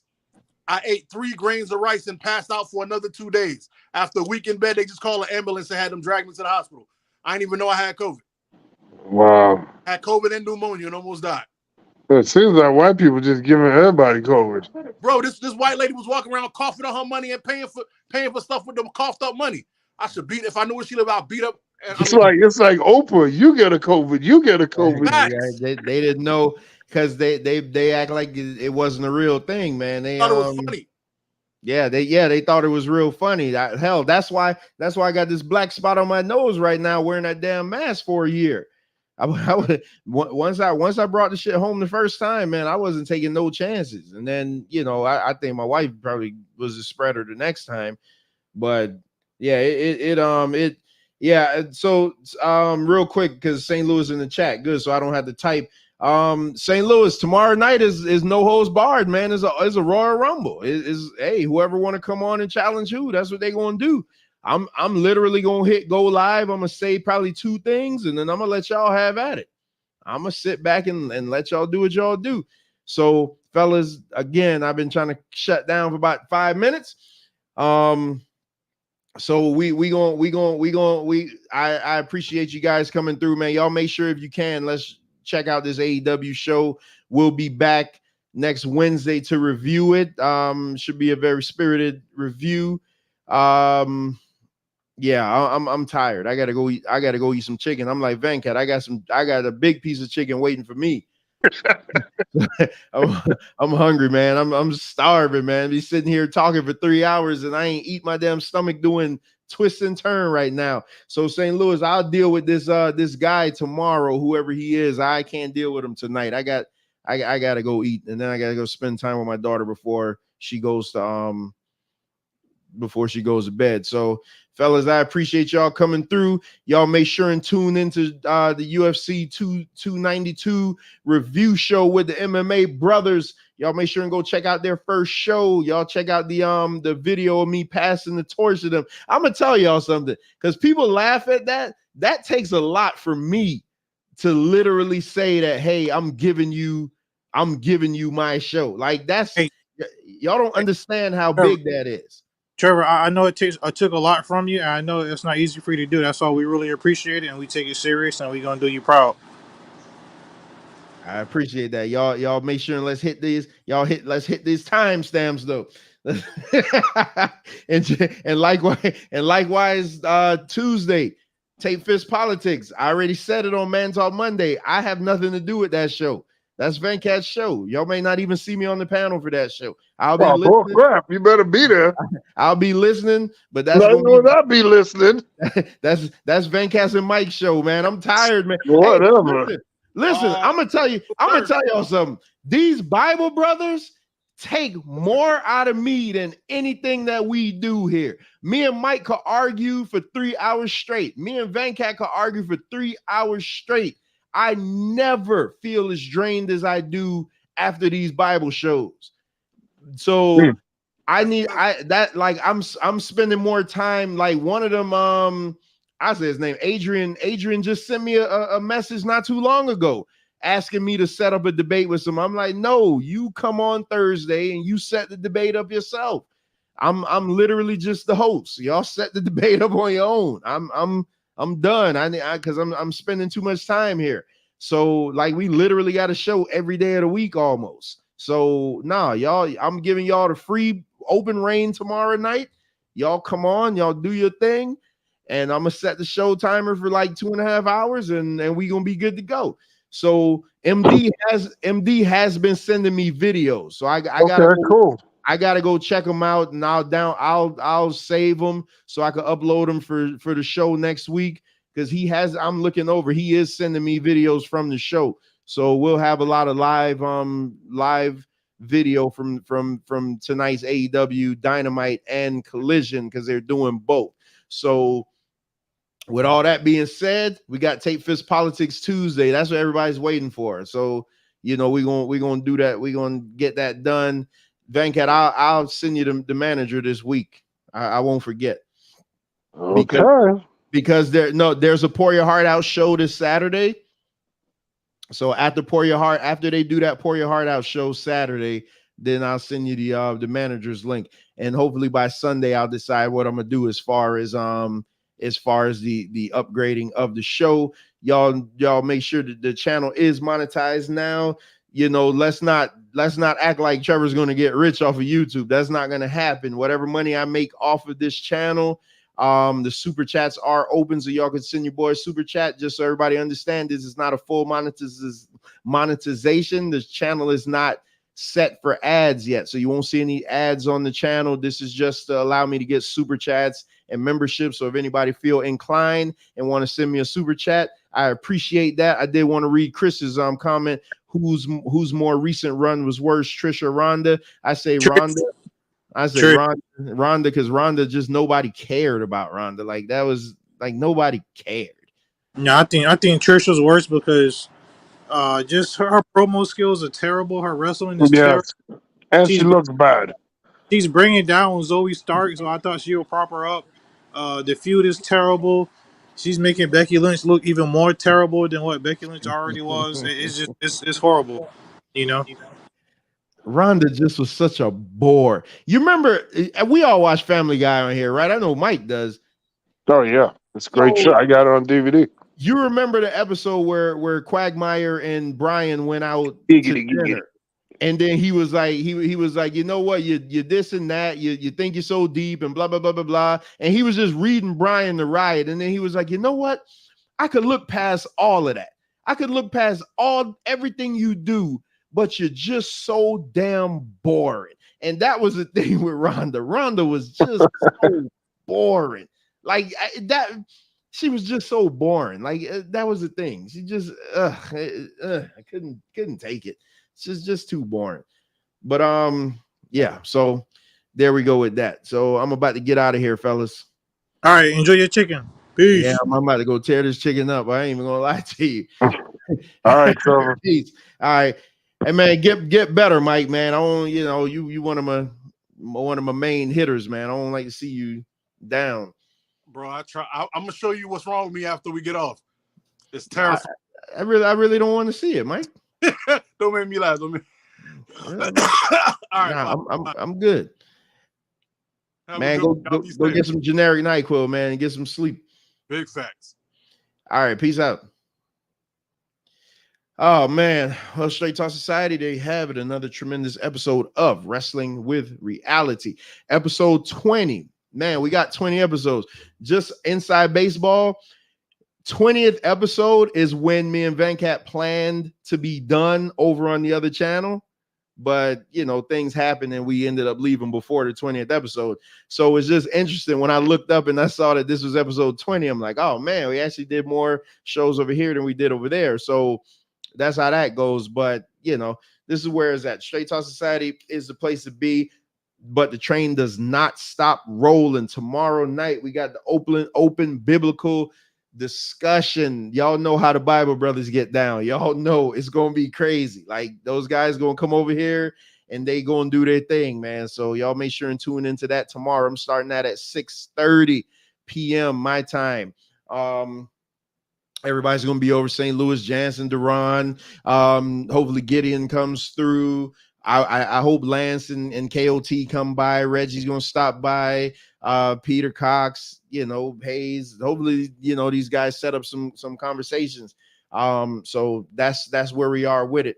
This Saturday we have Pour Your Heart Out. We're finally gonna get that that review show in. So with all that being said, Rest in peace to the legend Terry Funk, man. Man, you gave me a lot of good memories, man. You know, hopefully now you're in no more pain, and you know, so rest in peace to the legend Terry Funk, man. With all that being said, I leave you with these words.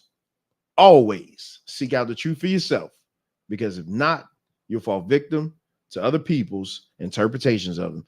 Until tomorrow night, peace. Now the whole world can acknowledge me. You'll get the shit. You'll be knee deep in the shit. Brother, I'm gonna take you home. What? You're gonna be my